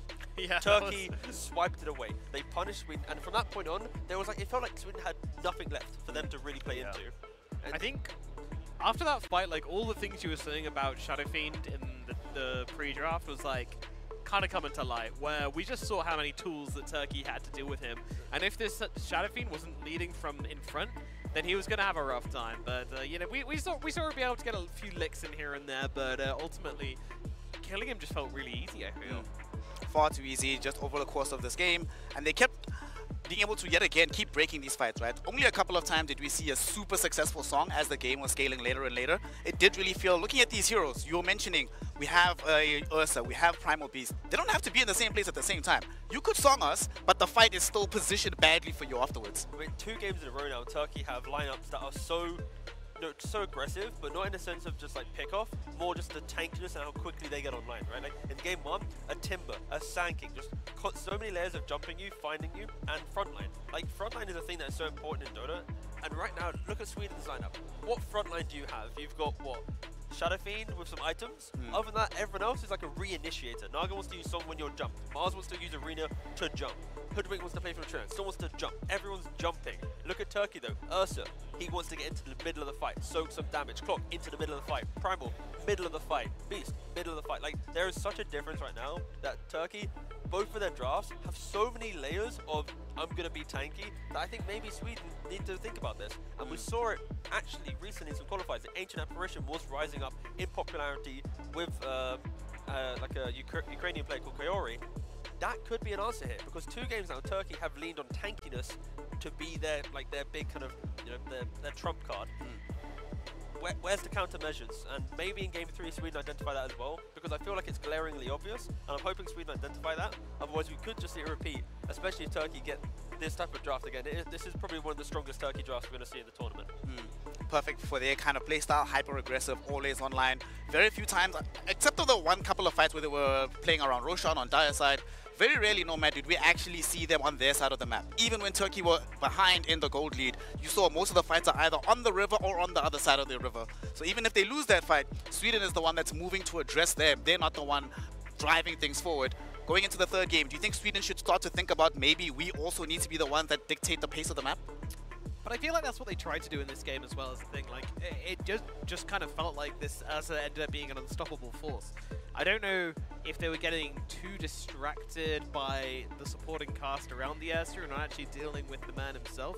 And credit to Turkey as well, you know, they were the ones doing that, you know, getting the Primal up in their faces, getting the Beastmaster as well. Sure, like, their stats don't look that glamorous as on the scoreboard at the end of the game. Doesn't really matter. If they're playing up, if they're forcing out songs, if they're forcing out moves, then the Ursa's having a good time because he's just kind of farming away. If I am Sweden right now, I'm going to let Turkey have first pick. Okay. I'm banning Primal, I'm banning Timber, I'm banning maybe even like the Clockwork as well. And then from there, we see what happens. But I'm taking all of these initiating frontline heroes out of the pool and forcing them to have to rethink. Because they're respecting Shadow Demon, they're respecting Phoenix in the ban phase, but I've like, even though Turkey lost game 1, Turkey didn't lose game 1 because Sweden outplayed them. Turkey lost game 1 because Turkey misplayed at the Roshan. Turkey fumbled the game. Yeah, so this could be a 2-0. Easily, this could be a 2-0. Yeah. So I think strategically, Sweden have got 2 perfect games to identify how they are losing, and they have to adapt. And I feel like I've cracked it. I would like to think that they should be able to get it too, but there's a very clear path to bans against this team, and we'll see if they can identify it in this third game. I mean, those bans would be cool if they do, Nomad. Instead, if they decide maybe we want to go the other route, right? Not ban their crazy heroes, but figure out a way to break the tank ability. T already mentioned the possibility of Ancient Apparition. Another way we've seen teams in the past deal with hyper tankiness is either by Scarly Bias, which don't really exist in Dota anymore, or Spirit Vessel Bias, playing hyper aggressively early. Do any of those Vessel Bias that are in the game right now feel like you could imagine Sweden playing them into a game 3? Potentially. I mean, Vessel Bias is a bit of a difficult one because the item just doesn't feel super good on cores right now, and supports don't want to buy it either. So it's 2 main heroes. Earthspirit and Phoenix are the 2 main heroes that do it. Yeah. There's 2 which will, and even with Earthspirit, you know, like we see so many people just not bothering with it. Yeah, go Blade Mail. Yeah, I think it's a tricky one. I think Shiva's is probably the better answer. It gives you a whole bunch of other stuff. Like, sure, it's not some massive percentage, but the fact that you just kind of get on everyone in the fight usually with a nice big Shiva. So I got the hero. Hit me It's up. Medusa, Charlie Medusa, right? You want your Manta Skadi buying Medusa, that deals with 1 layer of tankiness. You then find a hero that can buy Shivas from the offlane or mid.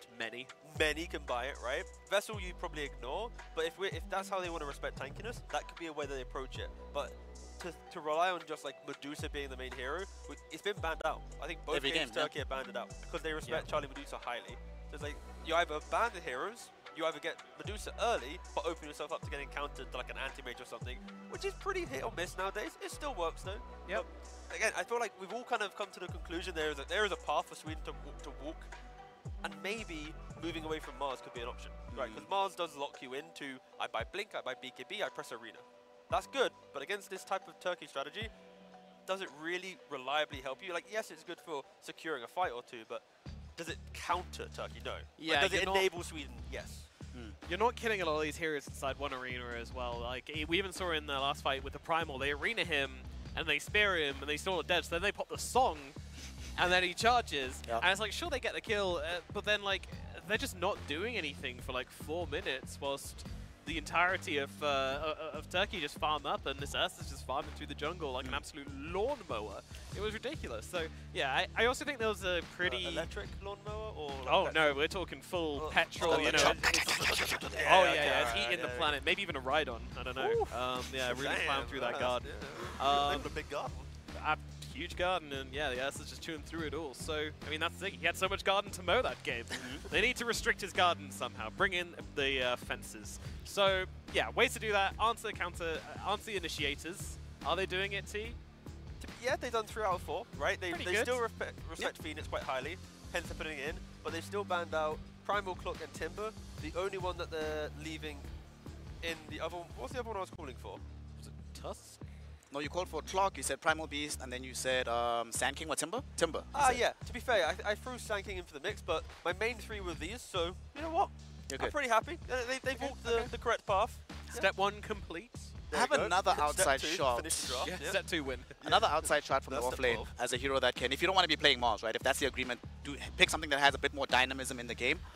I want a hero, obviously we've spoken about anti-tank, right? We want a hero that's able to actually have presence in the middle of the fight, a hero that doesn't die immediately and that can itemize as necessary for the game. Do we have Underlord on the card potentially here? I'm going to go no. Actually, I'm going to go, it could exist, but I'm looking at the heroes that the offlane player has played so far, Lem, and he's played Night Stalker, doesn't do any of this. Dawnbreaker, doesn't do any of this. Centaur, sometimes can bug Shivas, but it's kind of 50-50. Terrorblade, doesn't do it. Not Doom really. can buy Shivas, and then everyone else can't. So it's like he's pretty much played a very, it feels like a carry-esque hero from the offlane. Mars being like the most traditional offlaner. Everything else is kind of like, I want to play offlane, but also I don't want to play the offlane hero, so I'm going to try and like meet in the middle, and we'll compromise on like Dawn and Mars as like our heroes. But yeah, it's. I'm also looking at his pub stats. A lot of his like official games are carries, so it might just be a carry player that's having to quickly play the offlane in the national team. Because maybe they were starved of like an offlane pick for the roster, and he's giving it his best. Doing his best. Yeah, it's just he doesn't have that natural offlane pool compared to the Skylarks or the Kellys of the world. Indeed, indeed. But opening up with the Tiny is a very interesting choice for Turkey here. I'm unsure about this, to be honest. This Banned is a hero. first phase last game. Okay. A lot of respect. Wow. Okay. Yep. That's all I had to say. respect the Back to Tiny. you. There has to be Yes. something that they know on the side of Sweden, right? Or that they've at least seen coming across one of the players and pubs.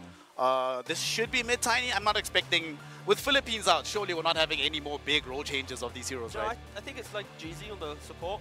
He's very active. He likes to be, a playmaker. Tiny does that. It's a specialty hero for supports, and we saw early stage Philippines did like an offlane player playing carry went Ench. As convoluted as it sounds, why not respect the 4 player that wants to play Tiny, right? We don't see it often in the meta, but again, teams have been respecting it, so he's clearly good at it.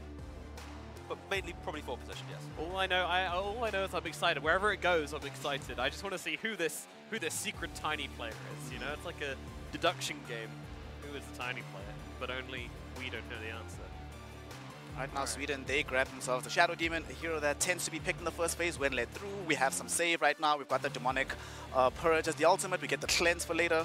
And here we go. By the way, that every time someone says Demonic Purge, a picture of Purge just with like red eyes and like a pentagram on his forehead comes into my head really every up single until time. now.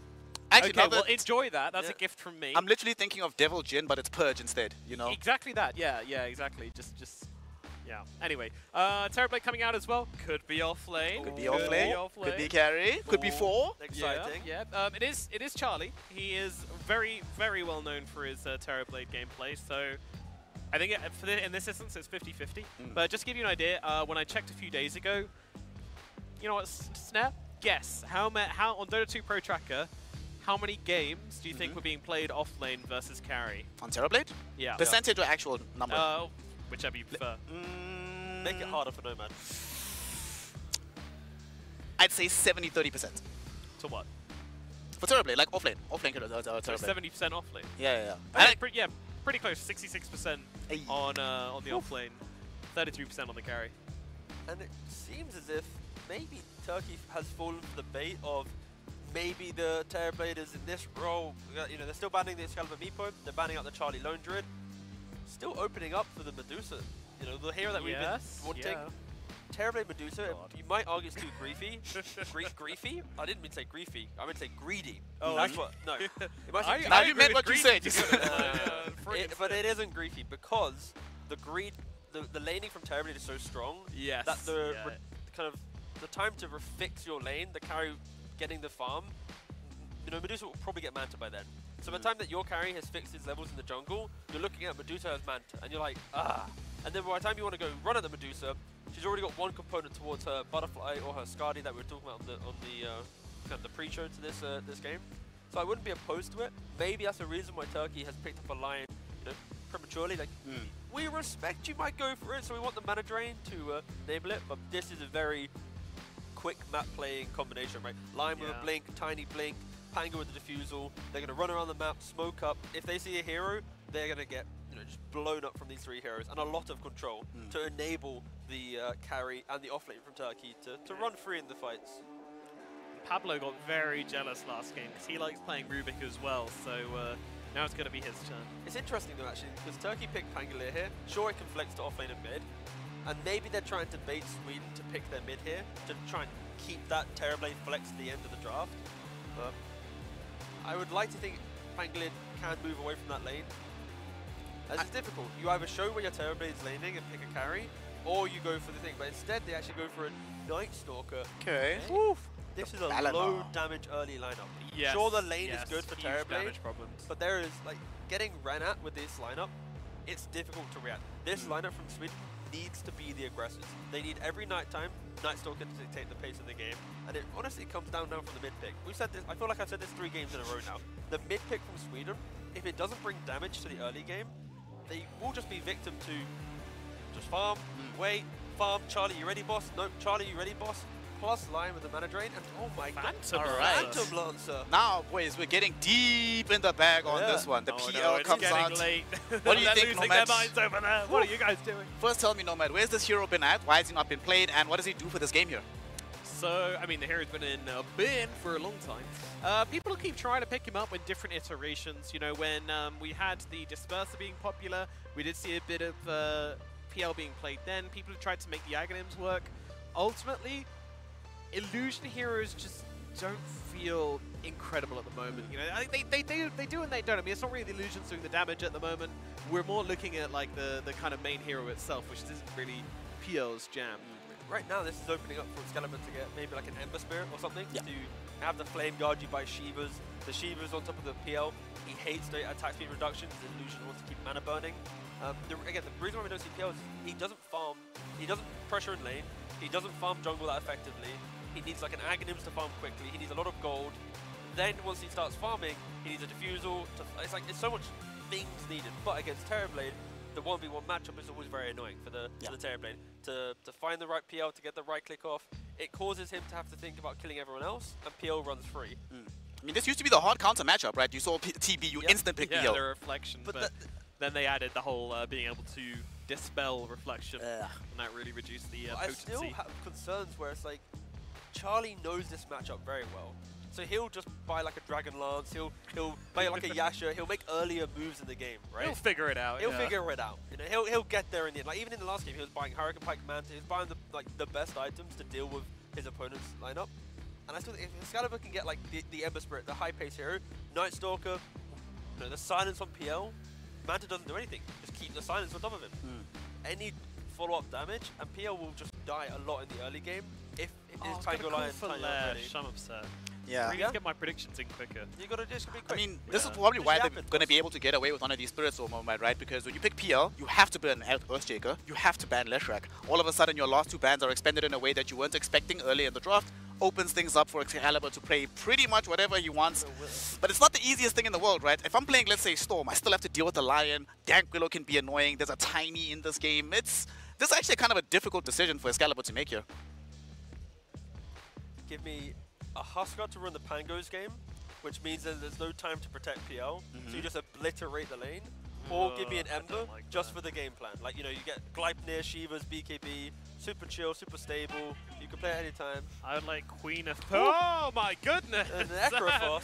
Yeah, to a shout over there as well. This hero has a spell. That was from Sweden, yeah. He has a spell called Sadist, right? You know, Sadist exists, therefore some pain is available. Some shouts are happening in the background. This is what I miss, by the way. I love, like, once we get to the national events, it's having, like, the little moments. Like, Sweden did some little chants earlier. Turkey's now doing it. Like, they weren't feeling too confident. I saw when they're playing on like the secondary stage, when they lost the game earlier, they felt pretty defeated, but they've now got what, I think 2-3 wins or so in a row-ish. Technically they lost to Sweden, but still it's like they're on momentum, you know, they're feeling good. Yeah, they're playing hype games, you know, like 1-to-1 in playoffs, you know, great position to be in, let's go. But they picked PL though. Like okay. PL. Announced with Necrophos, yeah. Okay, we had a quick little discussion about PL, right? Nomad, give me the quick rundown on this Necrophos. What does it do for this entire game? What do you anticipate Excalibur running with this in the lane?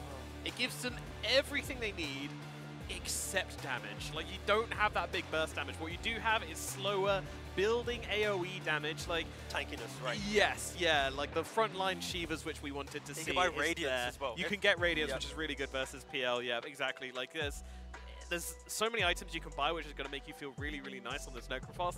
However, going in and getting kills is going to be super difficult for this lineup for the side of Sweden. So they're going to have to find a way to the late game where all three of their cores are having a game, which is going to be really difficult because it's Night Stalker, Necrophos, and then Terrorblade farming up behind them as well. But on the flip side, PL just doesn't really do damage in this game. Like, he's playing into a Shiva's No one's going to die. Yeah, like, it could just, this game could just exist the entire night. But I'm pretty worried for PL. I think maybe like a Bloodthorn style build could help him a lot in some clutch moments.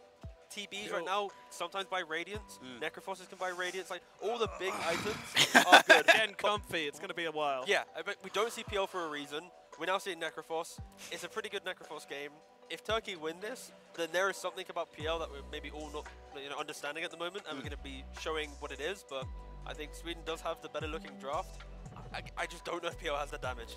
All right, you're favoring the side of Sweden. Nomad, when we wake up, are we seeing Sweden or Turkey? I am going to put my faith in this Necrophos pick. I'm going to go Sweden as well. All right, so we have two backers of Sweden on the panel here, which automatically means it's going to be a Costa's curse. They are donezo. They are playing a very peculiar draft with this last pick Necrophos, but so are Turkey, relying on the prowess of this Phantom Lancer. Let us see which out-of-pocket strat is going to end up superior here as we head into our third and final game of the evening. I bring you for the last time of the night, Vlad and Black. Gentlemen, make this one exciting. As always, thank you very much, Sean. And we are underway with some spicy picks. The draft has been covered pretty much at length by our panel. But before we continue on that note, I want us to continue where we left off, Black. And that is the mental strength, the momentum that was halted and taken away from Sweden, stripped off by Turkey's performance in Game 2. Well, yeah, I thought initially it might be a problem, but apparently they've been letting out some war screams here, war cries. On both sides, the Turkey squad also had like a good huddle. Exactly. Yeah. So I'm wondering how much it actually is going to play into effect, if at all. Maybe they had like a nice a break talk, figuring things out. I mean, I briefly spoke to Pablo. He said, yeah, we pretty much had the game won after the early game. We're kind of through, so we're not like too disappointed or anything like that. Of course. So I'm like, okay, yeah, cool. Well, you guys got it. Good luck. Let's speed run you, ladies and gentlemen, through the picks that we have. It's going to be a Phantom Lancer carry on Dingo for Turkey, Stoic, Lion, GTI on the Tiny, Jeezy on the Dark Willow, and Kurt on the offlane Pangolier, whereas mid lane, Excalibur will be taking the Necrophos, Malem on the Night Stalker offlane, Pablo on the Rubik, Bengan on the Shadow Demon, and last but not least, we will have Charlie on the Terrorblade. Yep, well, as a Chronicle Necro spammer myself, I love this game for Necro. Lane is going to be easy. If it was me, I would build into Radiance for sure against the Phantom Lancer. And it's definitely a game that Necro can take over pretty much single-handedly. Like they do not have the damage to really kill him. Yeah, I like it a lot. But that is if he buys Radiance. If he doesn't buy Radiance, then it's not my build, and I won't be happy. I see how it goes, Mr. Dominic. It's Radiance, Shroud, okay? Radiance, Eternal Shroud, you're unkillable, and you deal a ton of damage. Okay. Well, I'm actually very much relying on this GTI Tiny to take over the game. So far, he's played 3 back-to-back melee core mid matchups, and let's see if this Tiny is going to be at least half as good as his Timber Sword Prime, at least as Dingo. A great sneak there from Dingo. He will be eating a lot of damage from Charlie's Terrorblade, but it's a TB. You're like, he's going to have to TP up to anywhere. Malem. Which could Hunter and a Knight too. And he's dead. Oh, I love the sound of money. Passive skill level 1. I understand why, but I still think Void might have been a bit better. He wouldn't have been saved by it there by any sort of imagination, but at least he would have maybe helped him secure the range creep in lane. And Night Stalker, there is a solid reason why we don't see this hero very often, Black. It is very situational, and he needs to be enabled by the rest of his squad. He cannot be the one to do what a normal offlaner does, and I believe this is one of the reasons why Excalibur has been flexed onto this Necro, to kind of take a bit of that frontline role that most other offlaners would like to have. Night Stalker just wants to get in, chase you down, silence you, maybe kill you, and then get out. Yeah, I'm very worried though for the Night Stalker, because they are giving him the quote-unquote easy lane Stoic. Good night, sir. They are giving him the easier lane up top, but Night Stalker is always a problem. Like, if you don't win laning phase, or at least go even, you don't have any great recovery mechanic. Wait, you need to be able to kill heroes. Am I watching a Phantom Lancer? He is a position 1, but off lane? Is this... Terrorblade. No. What? Oh, they just inverted. That's... Okay, I see. What? So Charlie has been the one sacked to the off lane. I mean, you're not really sacking him because Phantom Lancer can't pressure anything. So, by right, TB is going to free farm down there and it's going to be very happy. Because as the panel already said, Phantom Lancer doesn't do anything. I see. You know? Okay. He's just scaling into the mid-late game. That's his plan anyway. So Terrorblade is very happy down there. Bangano gets taken up by Kurt. Yeah, Kurt so far involving himself with the first couple of kills going in Turkey's side. And Malim will be trying his best to keep up the pace and the last hits. But mid lane we have already this Tiny doing very well versus Necro. It's quite hard to harass GTI out of lane, right? Yeah, I think they actually picked the Necro thinking maybe it would be a Pangolin middle, because, I mean, it's pretty good against Tiny overall, but against Pangolin you just absolutely destroy the lane. Against Tiny it's not as easy, especially early on. Good pullback. Necro's gonna have a good time regardless. Yeah, that was a good pullback there from Excalibur as well to deny the range creep for GTI. As Game 3 now upon us, Black, and the big question the panel was debating is, looking at the picks, which one of the teams do you favor? It's very hard to say. As I said, I'm going to side with the Necrophos just because I love Necro. Yeah, I'm not the biggest PL believer in this patch. Meta bottom, telekinesis up, Stoic, there's nothing he can do. If he does have a Lotus at least, he's going to use it. Imagine if there was another hero. Well, Charlie, though, is actually in trouble. One more lands. Dingo is continuing to pressure, and nice. Well, again, imagine if it was any other hero. PL just doesn't do anything against Terrorblade with that high armor. Yeah, very high armor, early levels for this TB. And the reason, obviously, it was picked is it's a Grandmaster Phantom Lancer, and in the most crucial games, you gotta play where you're best at. But sadly, he does get punished, and Sweden will be thriving in his first couple of minutes.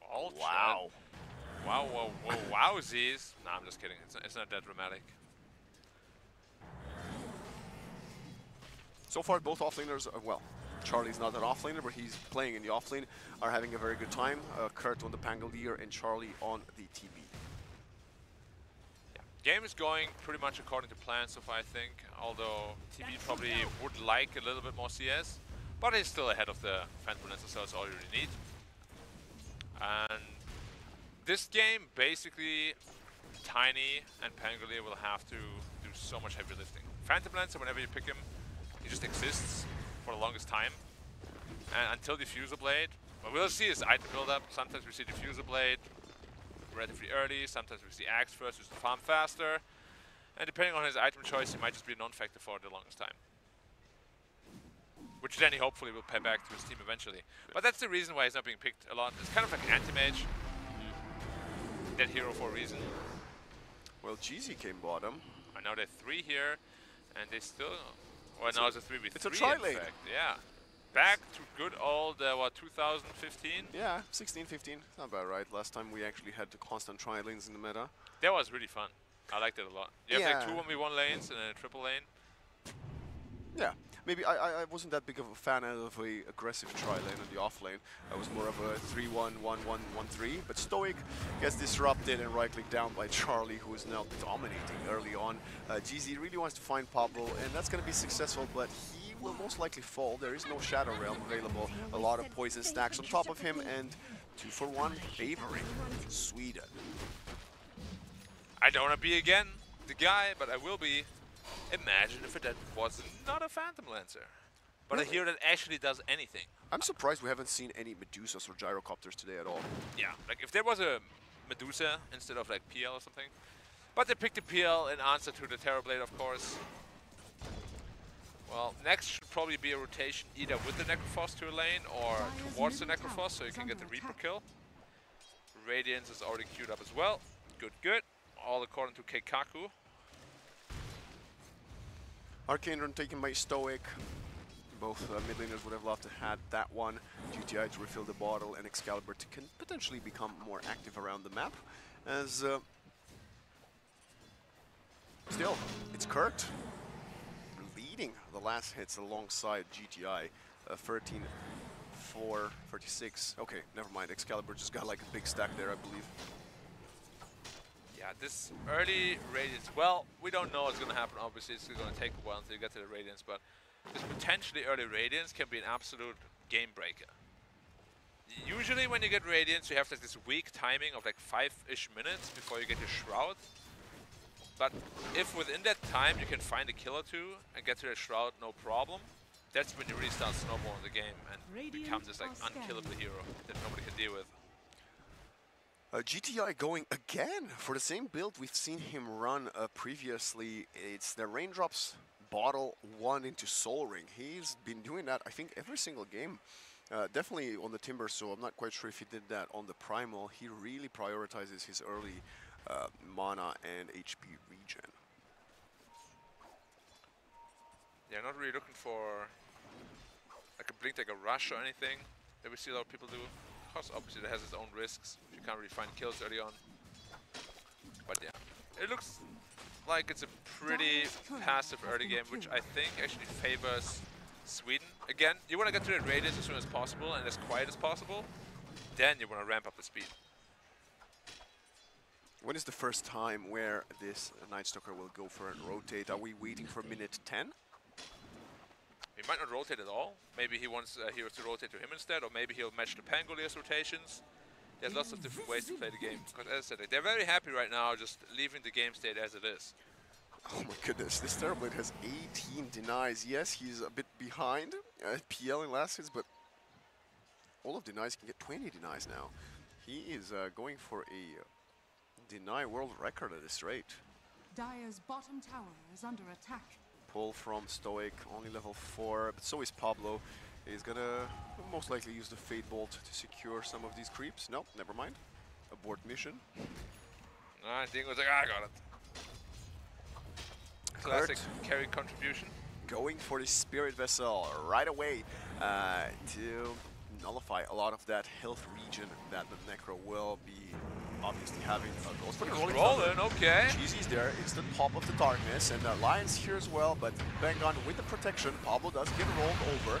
They are trying to really kill someone, but they can't quite connect with all the spells. Now Stoic is the first to fall. The long duration silence Kurt connecting with the swashbuckle, but Malim, Bangon stacking up the damage, and the poison will claim the kill. Damage where? No damage. They need the Tiny to become active. Yes. If they want the damage. That's why I think the Blink, although risky, might have been a better priority than going for Soul Ring. Yeah, it's always a tough call though. You know. We'll see if he plans to make a rotation somewhere soon. He's kind of looking at the bot lane right now, but don't really think you can kill the Terrorblade too easily either. I don't think you can kill anybody without the Blink. And Necros is happily farming away. Yeah, level 9, almost on both of the mid lane heroes. He even went to finish the threads, so the Blink will be very slow. The Brambles do not connect. Middle tower is under attack. And oh, by the way, this is a Dark Willow that went for the Shadow Realm Facet instead of the Thorny Thicket. Yeah, very interesting. Not sure why he did that entirely. Oh wow, he's going for pipe? On This is an offlane Terrorblade, ladies and gentlemen. Yeah. Wow, okay. That is very interesting. Yeah. So, does it then mean Night Stalker actually itemized as a carry? Dire are scanning. Maybe you were right, Black. Maybe that defeat in Game 2 might have broken the spirit of Sweden, so they decided to change it up kind of fully. They don't look broken at all, because they're crushing right now. He's going for Blink Dagger first. Now, I'm a little bit worried about that, just because of the fact that they might end up in a scenario where they just don't have damage. Yeah, like, they were already lacking in damage. Well, they might be going for the Sweden special. There's a world-famous Swedish streamer that goes for the Necro position 1 carry, and they might just, you know, assign Excalibur the role of becoming the most farmable map, maybe? Radiant's I mean, for sure, when you have Necro, that will be the case, but you need Dire's structures other heroes to are kind of fortified. also, you know, deal some sort of damage at Radiant least. structures are fortified. We'll see, we'll see. Radiant's It's bottom all tower ultimately is still up under to how attack. well Excalibur can farm. They find the Phantom Lancer. Nice dingo. Is under attack. I mean, compared to what we've seen from Dingo, both game 2 and game 1, I believe, right now he's having a very Radiant's rough time, bottom tower is under attack. completely underfarmed and being punished Radiant's by, bottom tower well, has fallen. I feel like everybody, whenever he shows face, he's being punished in some form. Well, that's just the nature of this hero, unfortunately. Until you get something going, Do you think he should rush Axe or go Diffusal first? I think Axe. He needs to recover. Yeah. But then again, if you go Axe, you're kind of playing into the Necro's timing as well. It's a tough PL game. The panel already said there's a reason we don't see it. There's a world where you could rush Diffusal and then together with the Vessel just kind of try to focus down the Necroforce as much as possible. Pablo stolen toss. It's gonna deal a lot of damage. As Oh, he's a blink! Gambit going in GTI. That's onto the reveal right Pablo, there. Hex. We don't even have the finger of death to get the first stack, but it's a kill, and they will be more than happy to find one. Yeah, that was the blink that got reveal. And So, he's hasted. He would love to maybe find someone else. no more surprises. Kurt could be set up on He's him. pretty tanky though, 1500. But if he gets put under and then silenced, Yeah, that's the thing of the game. He does manage to hop out for a little bit. He uses the Lotus, now goes for the TP. The old GTI is also here. They're castling, and now the Rolling Thunder is here. They're actually heading for Excalibur. Gets caught in the river by the Brambles. Terrorizes pitch perfect. We have a Spirit Vessel connected onto the Night Stalker, but Kurt needs to kind of change targets or disengage because he's getting quite low. And after that was all invested, nobody dies. nobody dies. Charlie says, hey, I'm here. I think he already completed his pipe as well. I really hope he actually didn't finish the pipe. Like, at the pace he's farming, he would have had like a minute 15 Manta still. He would have been massive. A minute 15. Oh! 1 HP. Wow, escape. he didn't get the toss on the hero, unfortunately. That was close. The kill would have been huge. Amazing, yeah, especially as he's getting closer to get his Radiance. Bottom pressure, no, Pablo no, telekinesis no, up. no. Dingo. Let's see, can he juke? He doesn't even try. He's just trying to run away. He has a slow, but he's not good enough. Turns around, right-clicks Malum, and carry diff, we could even say, as Stoic gets caught by the Demonic Purge, and Charlie with the Refraction. Yep, it's all on GTI. Dire's Yeah. top tower And Kurt, is under I attack. guess. Yeah, but Kurt is a Pangolier that was forced to go Spirit Vessel. Despite his great start, it's quite difficult to find the impact that you normally see Pangoliers have early on when you have to get Vessel first. Yeah, you're not wrong. And Necro is about to finish his Radiance, so Dire's that's middle when tower his farm is is really under going to attack. pick up. Blink, pick up on Night Stalker as well. They got all the tools they need. The supports are rich as well. Game is going to be hard. Lion barely got his level 6 now. I really like the only issue I can predict with what they're doing right now is damage issues. Like, they have good overtime damage, but no burst damage. And that might eventually become a problem. I believe our panel also brought this aspect up, but there is a slight argument to be made that it won't even matter at one point, right? If they keep scaling and outfarming your opponents. But this is a great stack, finally collected. Speaking of collection, it's going to be a collected life and a Rolling Thunder stolen by Pablo. Kurt keeps on rolling. He will have to fall back now before he gets caught of the 4 Dire heroes that have TP'd here. I also don't think that the panel anticipated a carry TP to go for a pipe though. Like, Offlane. that's literally a Manta style. Like, he would be so farmed right now. I mean, He don't get already me is wrong, so the farmed, yeah. pipe is good for now, but it's not really how TB wants to play in this kind of game. Dire are scanning. We'll see if putting all the eggs in the Excalibur basket pays off. I mean, if the farm continues to be like this and Charlie is never going to be killed because he has a pipe, he will be farming GTI. Oh, gets it's going to be a caught in Reaper mid, right here. And the Stolen Good Rolling night. Thunder. It's not even an easy one. Oh, no Reaper? Doesn't even want to use it at this point. GTI goes around, has the blink. Okay, fine with the Reaper, just to secure that,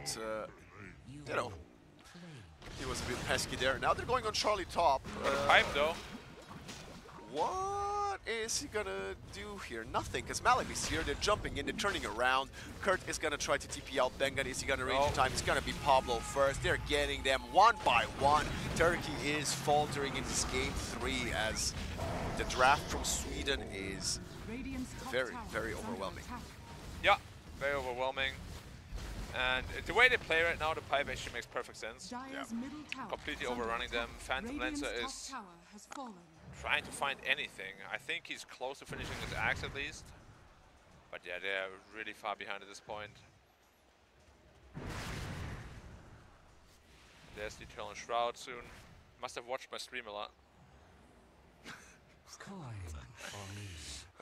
There will be an Eternal Shroud on the Necro and a pipe from the TP. Oh, he doesn't even have Aghanims. It's minute 17.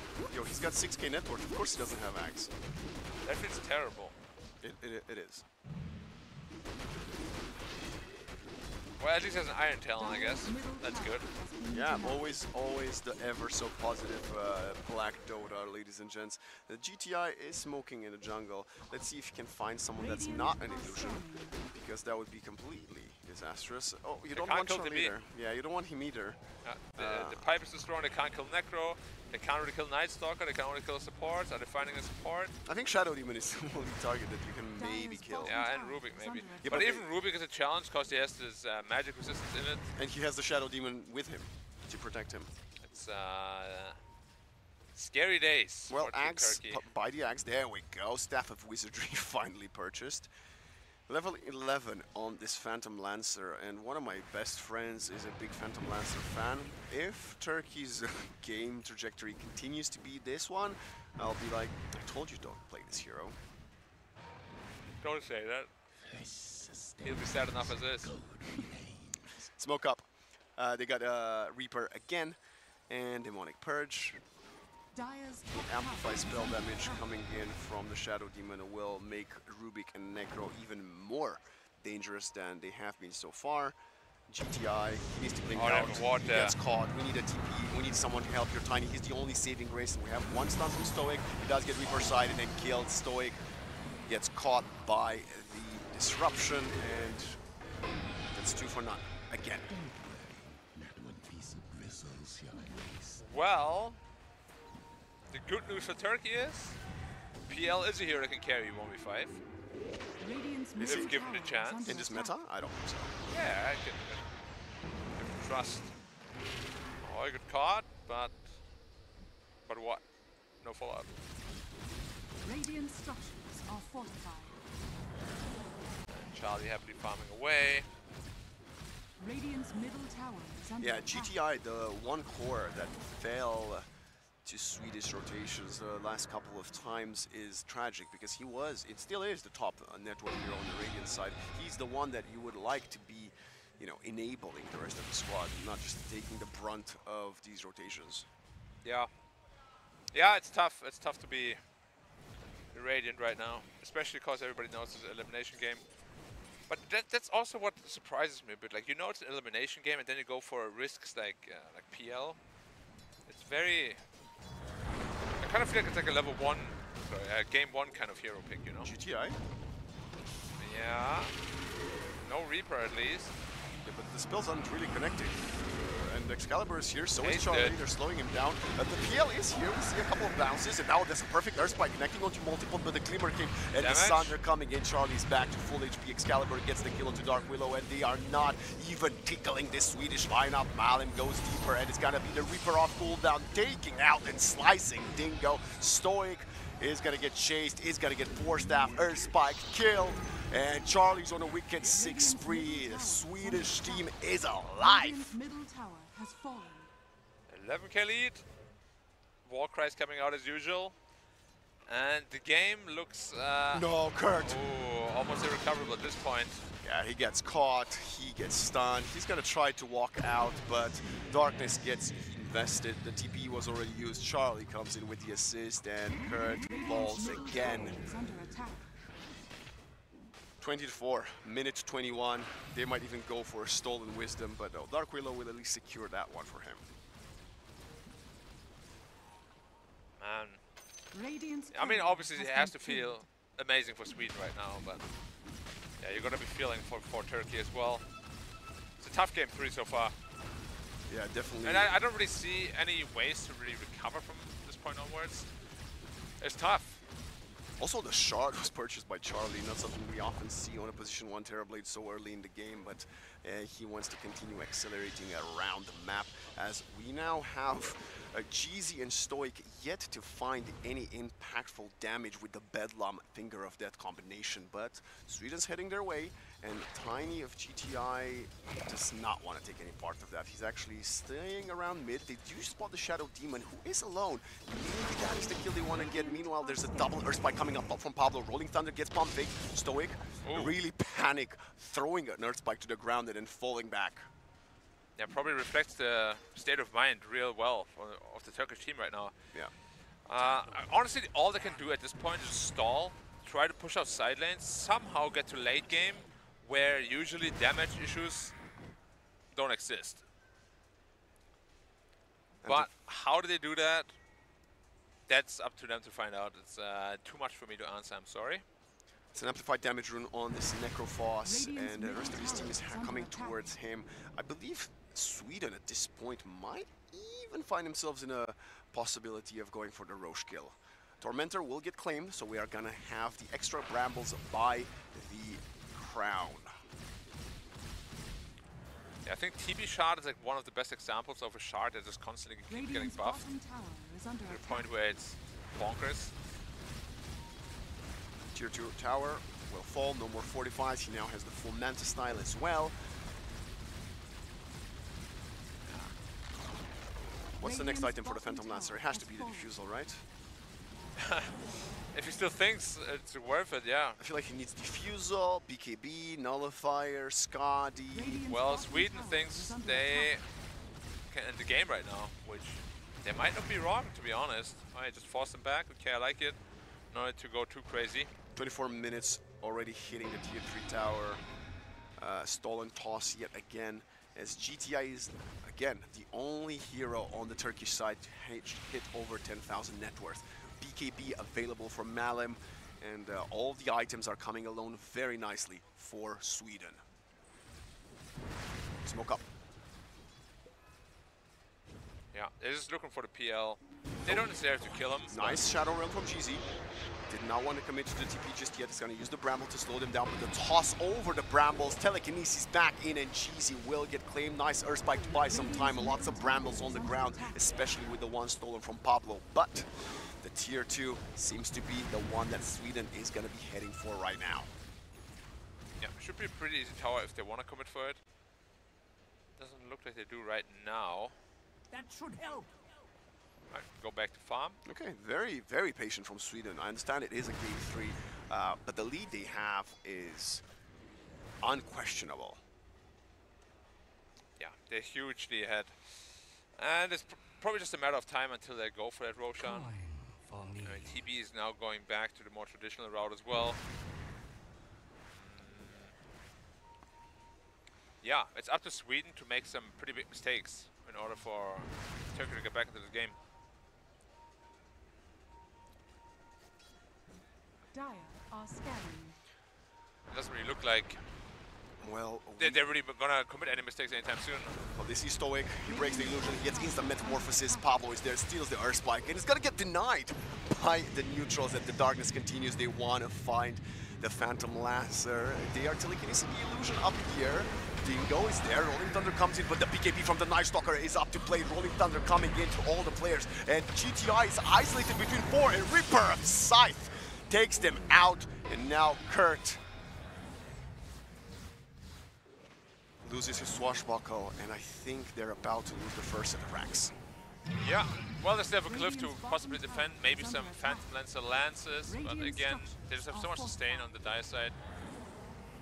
Okay, go back, play safe, there's no nighttime. They are so patient. I like it though, I like it. There's no need to risk anything. Very disciplined. If you use your cooldowns, you know, there's no way the Radiant can go for any sort of Roshan play. It's impossible. So, yeah, I really like this a lot, what they're doing. If you have a lead, make the lead bigger.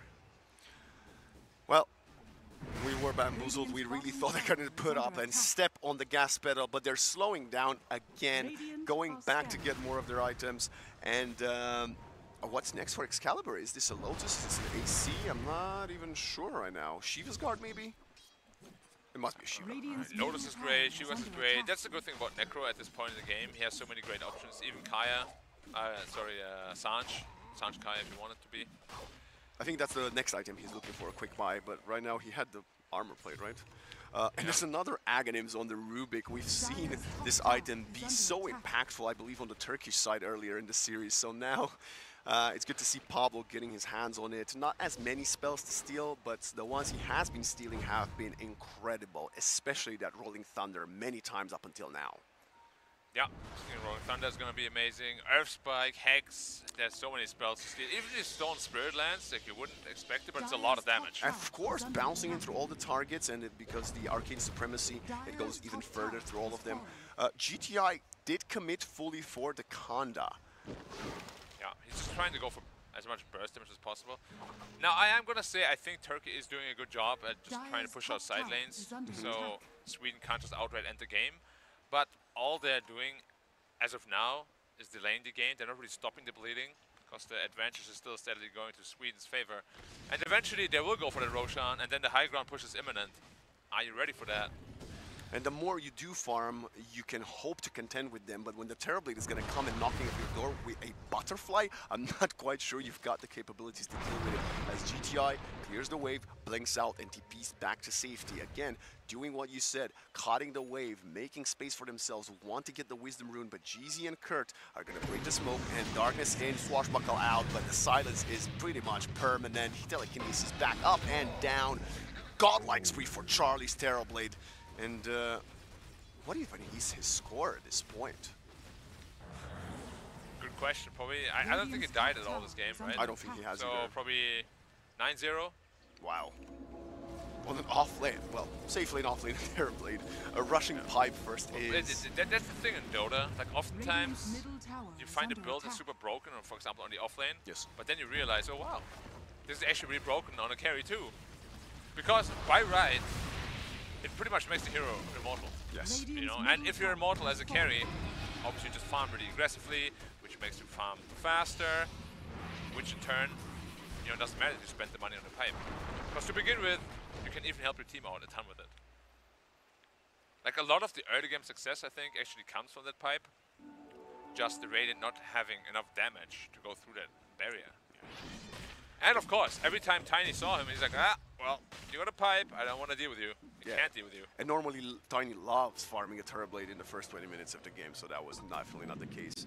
Shiva's also completed. He also has a Cloak of Flames for extra bit of magic resistance on the Necrolite. There's also a Glimmer Cape on, and a Solar Crest for Bengan, who also finds a Shield Rune. I feel like the story of this Game 3 has been, how immune to damage can we make ourselves? When you're looking for that Roshan, Sweden, nighttime is in 20 seconds, then it's probably go time. You would imagine so. GTI, pretty close with BKB, but I'm gonna admit that this game is not really a game changer. I wonder what Peel is up to be honest. We haven't really talked about him or seen him at all this entire game. The Pangolier? Phantom Lancer. Oh, yeah, Dingo's been... Dingo's been chilling. I like how we're taking a quick look at this scoreboard. 9-0 and 6, you are correct. 9 kills for Charlie. And they get a catch here.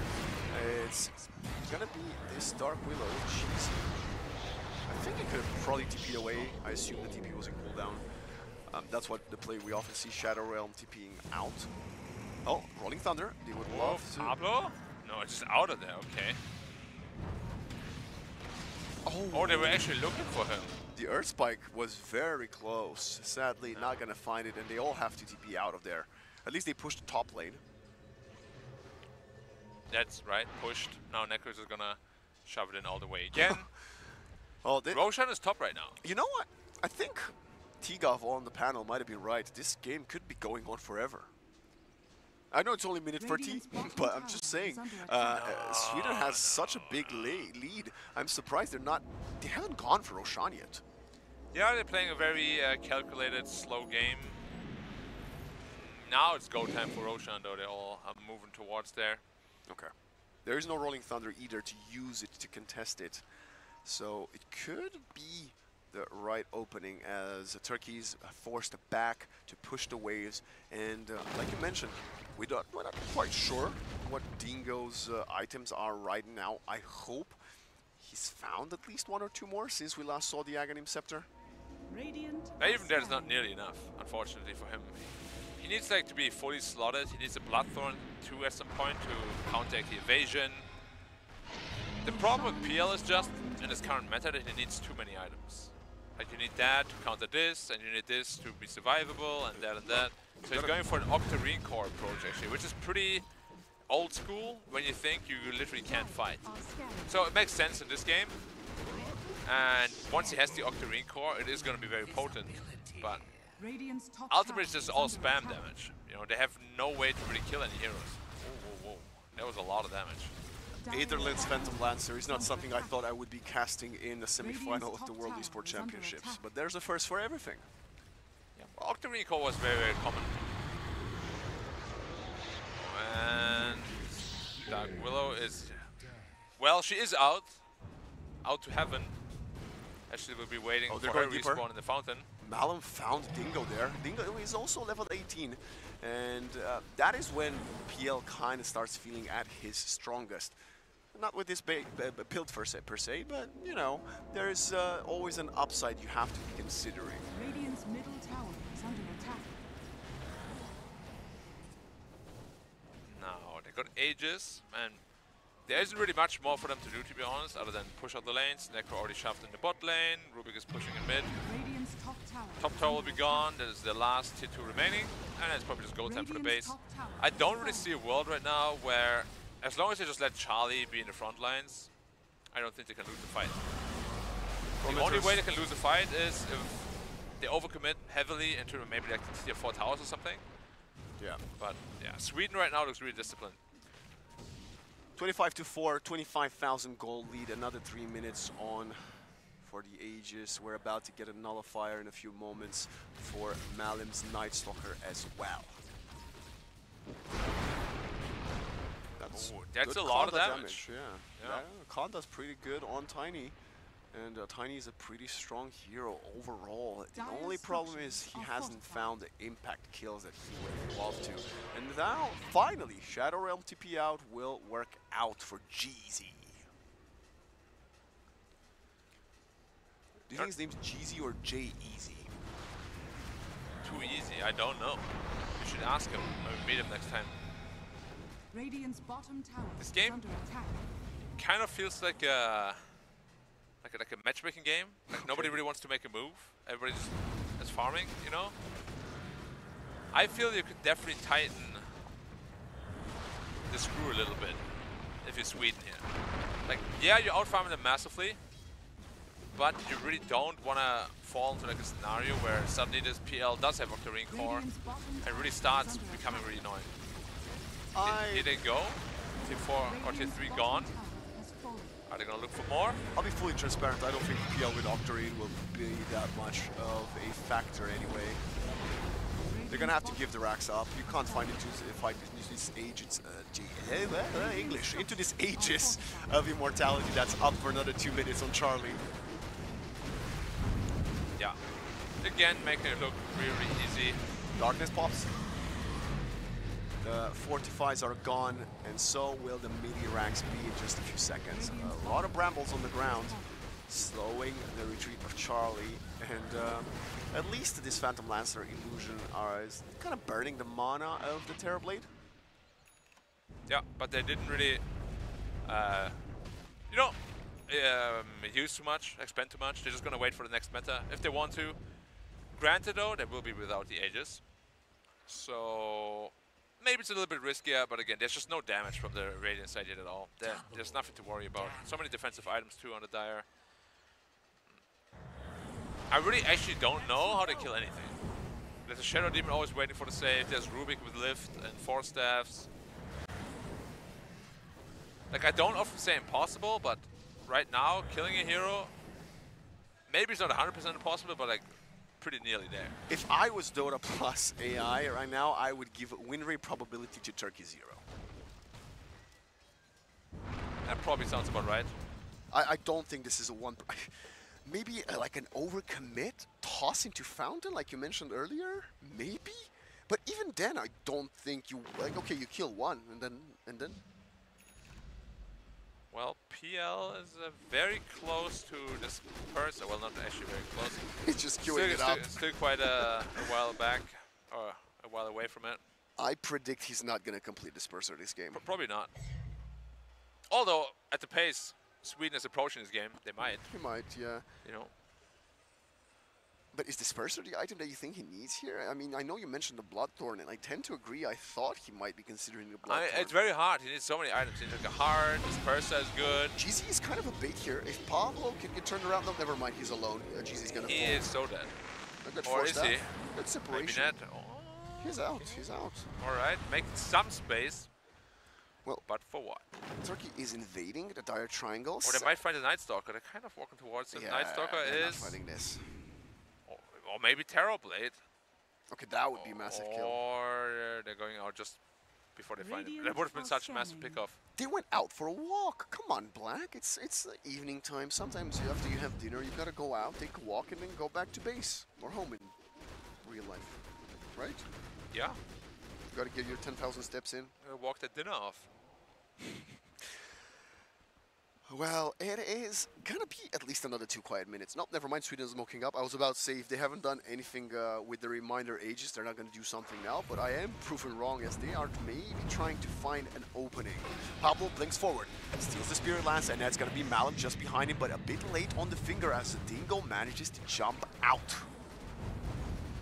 Botched initiation, I don't think we're gonna be seeing too much here. 31,000 gold lead, 26 kills in advance, and the Sweden side can smell the grand finals away from that. They just need to kill a few more buildings. That's the name of the game. Defense of the Ancients. You gotta kill the Ancient. Necro also finishes Hearts now, so he's probably sitting at like 4,000 something health. Shadow Realm stolen by the Rubik. That's gonna be even hard. Well, he hasn't really died, Pablo, has he? Make it even harder to find him. When there's 4 kills on Turkey, I don't even know who died for Sweden. Definitely not the core. Well, Night Stalker died, I think, twice. Yeah, so I think Night Stalker died twice, and I want to say maybe Shadow Demon once. So TB is still going for BKB as well. I mean, I guess they're just waiting for the next Aegis again. Yeah, he's gonna take the Wisdom Rune most likely. He's actually gonna probably give it to Excalibur. Is he closer to level 25? No, never mind. He has level 25 on Excalibur. And now Tormentor will get obliterated in a matter of moments by the 2 cores, and Bengen is gonna get the Demonic Cleanse.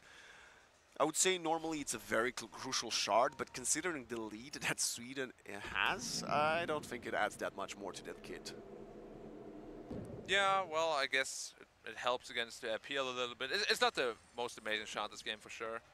Roshan will be respawning in 2 minutes. Tier 4 items are dropping, and we have an Ancient Guardian for GTI's Tiny. That's gonna add quite a little bit for him, especially on the high ground defense. Yeah, 100 damage is pretty good, and of course he will be playing in Ancient range pretty much for the rest of the game. Exactly. Havoc Hammer on Dingo. Okay. That's an interesting PL item. He probably didn't have anything better, and it's gonna make him a bit tankier, right? Both Dingo and GTI would love a bit more XP just to get their level 20 talents. I really wish still that they added like a way to see what choices they have for the neutral items. Yes. Or had. Yes, production, thank you. Not production. I know. It's impossible to read that. Hopefully one day soon we'll get that in the toolbox, because, you know, it's quite good to theory craft, right? It's not quite up yet, my friends. Yeah, it's a long respawn timer. I believe it was closer to 2 and a bit minutes. But, of course, Turkey doesn't know, so they're gonna smoke up and try to go for this. Buybacks are looking very healthy for Turkey, and there is no for Sweden, so just getting 1 or 2 kills, even if you trade your lives and buy back into it, might be what you need to do, but Malep, Darkness, Travel was level 2, they're on top of him. This Tiny cannot do anything, he needs to use the BKB, but he's getting slowed down by the IESF. He can just see out. GTI is not gonna get out of there as the Reaper side follows him to the afterlife. Easy kill into the Tiny, Rest is scrambling to get away. GZ, probably gonna get caught as well. They have way too much chase, Nullify applied, and you're gone. Now is the question, do they want to go for the GG, or do they want to, you know, take it slow? Well, the Roshan is spawning in 5 seconds for them, so they will not have the luxury of spotting that. They're probably going to try to force a buyback here from GTI. Fortify does get invested right away. Yeah, I mean, they probably also felt Excalibur was taking literally 0 damage. He's just full health permanently, then hardest, way too much regen. I really want Same as Charlie. I really want to see the post-match statistic to see how much damage is Dingo dealt, because I feel like it must be below 20,000. Maybe even less. Well, if you were a PL believer before this game, I got bad news for you. 42 minutes in, 42,000 gold lead. That's 1,000 gold lead every single minute. And if you know anything about Dota, that is not a that is not something that ever happens, or often at least. As this has been a hell of a tournament for Turkey. They will still be playing tomorrow if they go out on their shield today for the 3rd bronze medal place, and they are walking up mid. They're not smoked up. I'm not quite sure whether, I guess they pushed the wave. Excalibur is there alone. If you would get a kill on him, that would be, well, any kill here would be great for Turkey, as they've only found 4 in this entire game. Even if all 5 heroes go on him, which they do right now, they just have no damage again. Last TPs. He's full HP. Turning around. He's actually healing as they're pursuing him. Terrorize comes in, pushes 2 of them back. Rolling Thunder TP out, and Stoic will die. Rolling Thunder stolen instantly by Pablo, and they're continuing the chase. Excalibur, I think he might actually be healthier than he was before he got jumped on. I think if they hit him for 1 minute straight with all heroes, he might still be healing more. Like, I think he could stand up and shake their hands in the post GG, and he would still be healing too.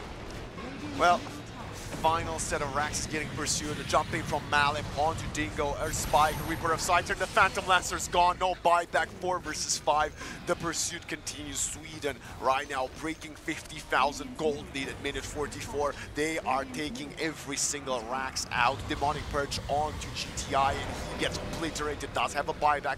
The toss doesn't deal any damage. They are 100 HP, pretty much 100 mana. They're trying to find something. They're not even gonna contest. They call the GG, and Sweden has made it to the grand finals. Well played against Sweden. Again, I think this game around issue was mostly based on draft. Very well done. Huge amount of discipline as well. Yeah, the way they played it, maybe a little bit too slow, but they knew there was no danger of ever losing this game if they played it slow, just because the Radiant has 0 damage. I love the itemization, very tanky. Every hero had like 2,500 and above HP. No doubt ever that they were going to win this game. Yes, there was no doubt they were going to lose this game, right? So they were full confidence. Oh, sorry, yes, sorry. Yeah. Of course they're going to win this game. Full confidence from Sweden, and I have to say, on the back of a questionable victory in map number 1, and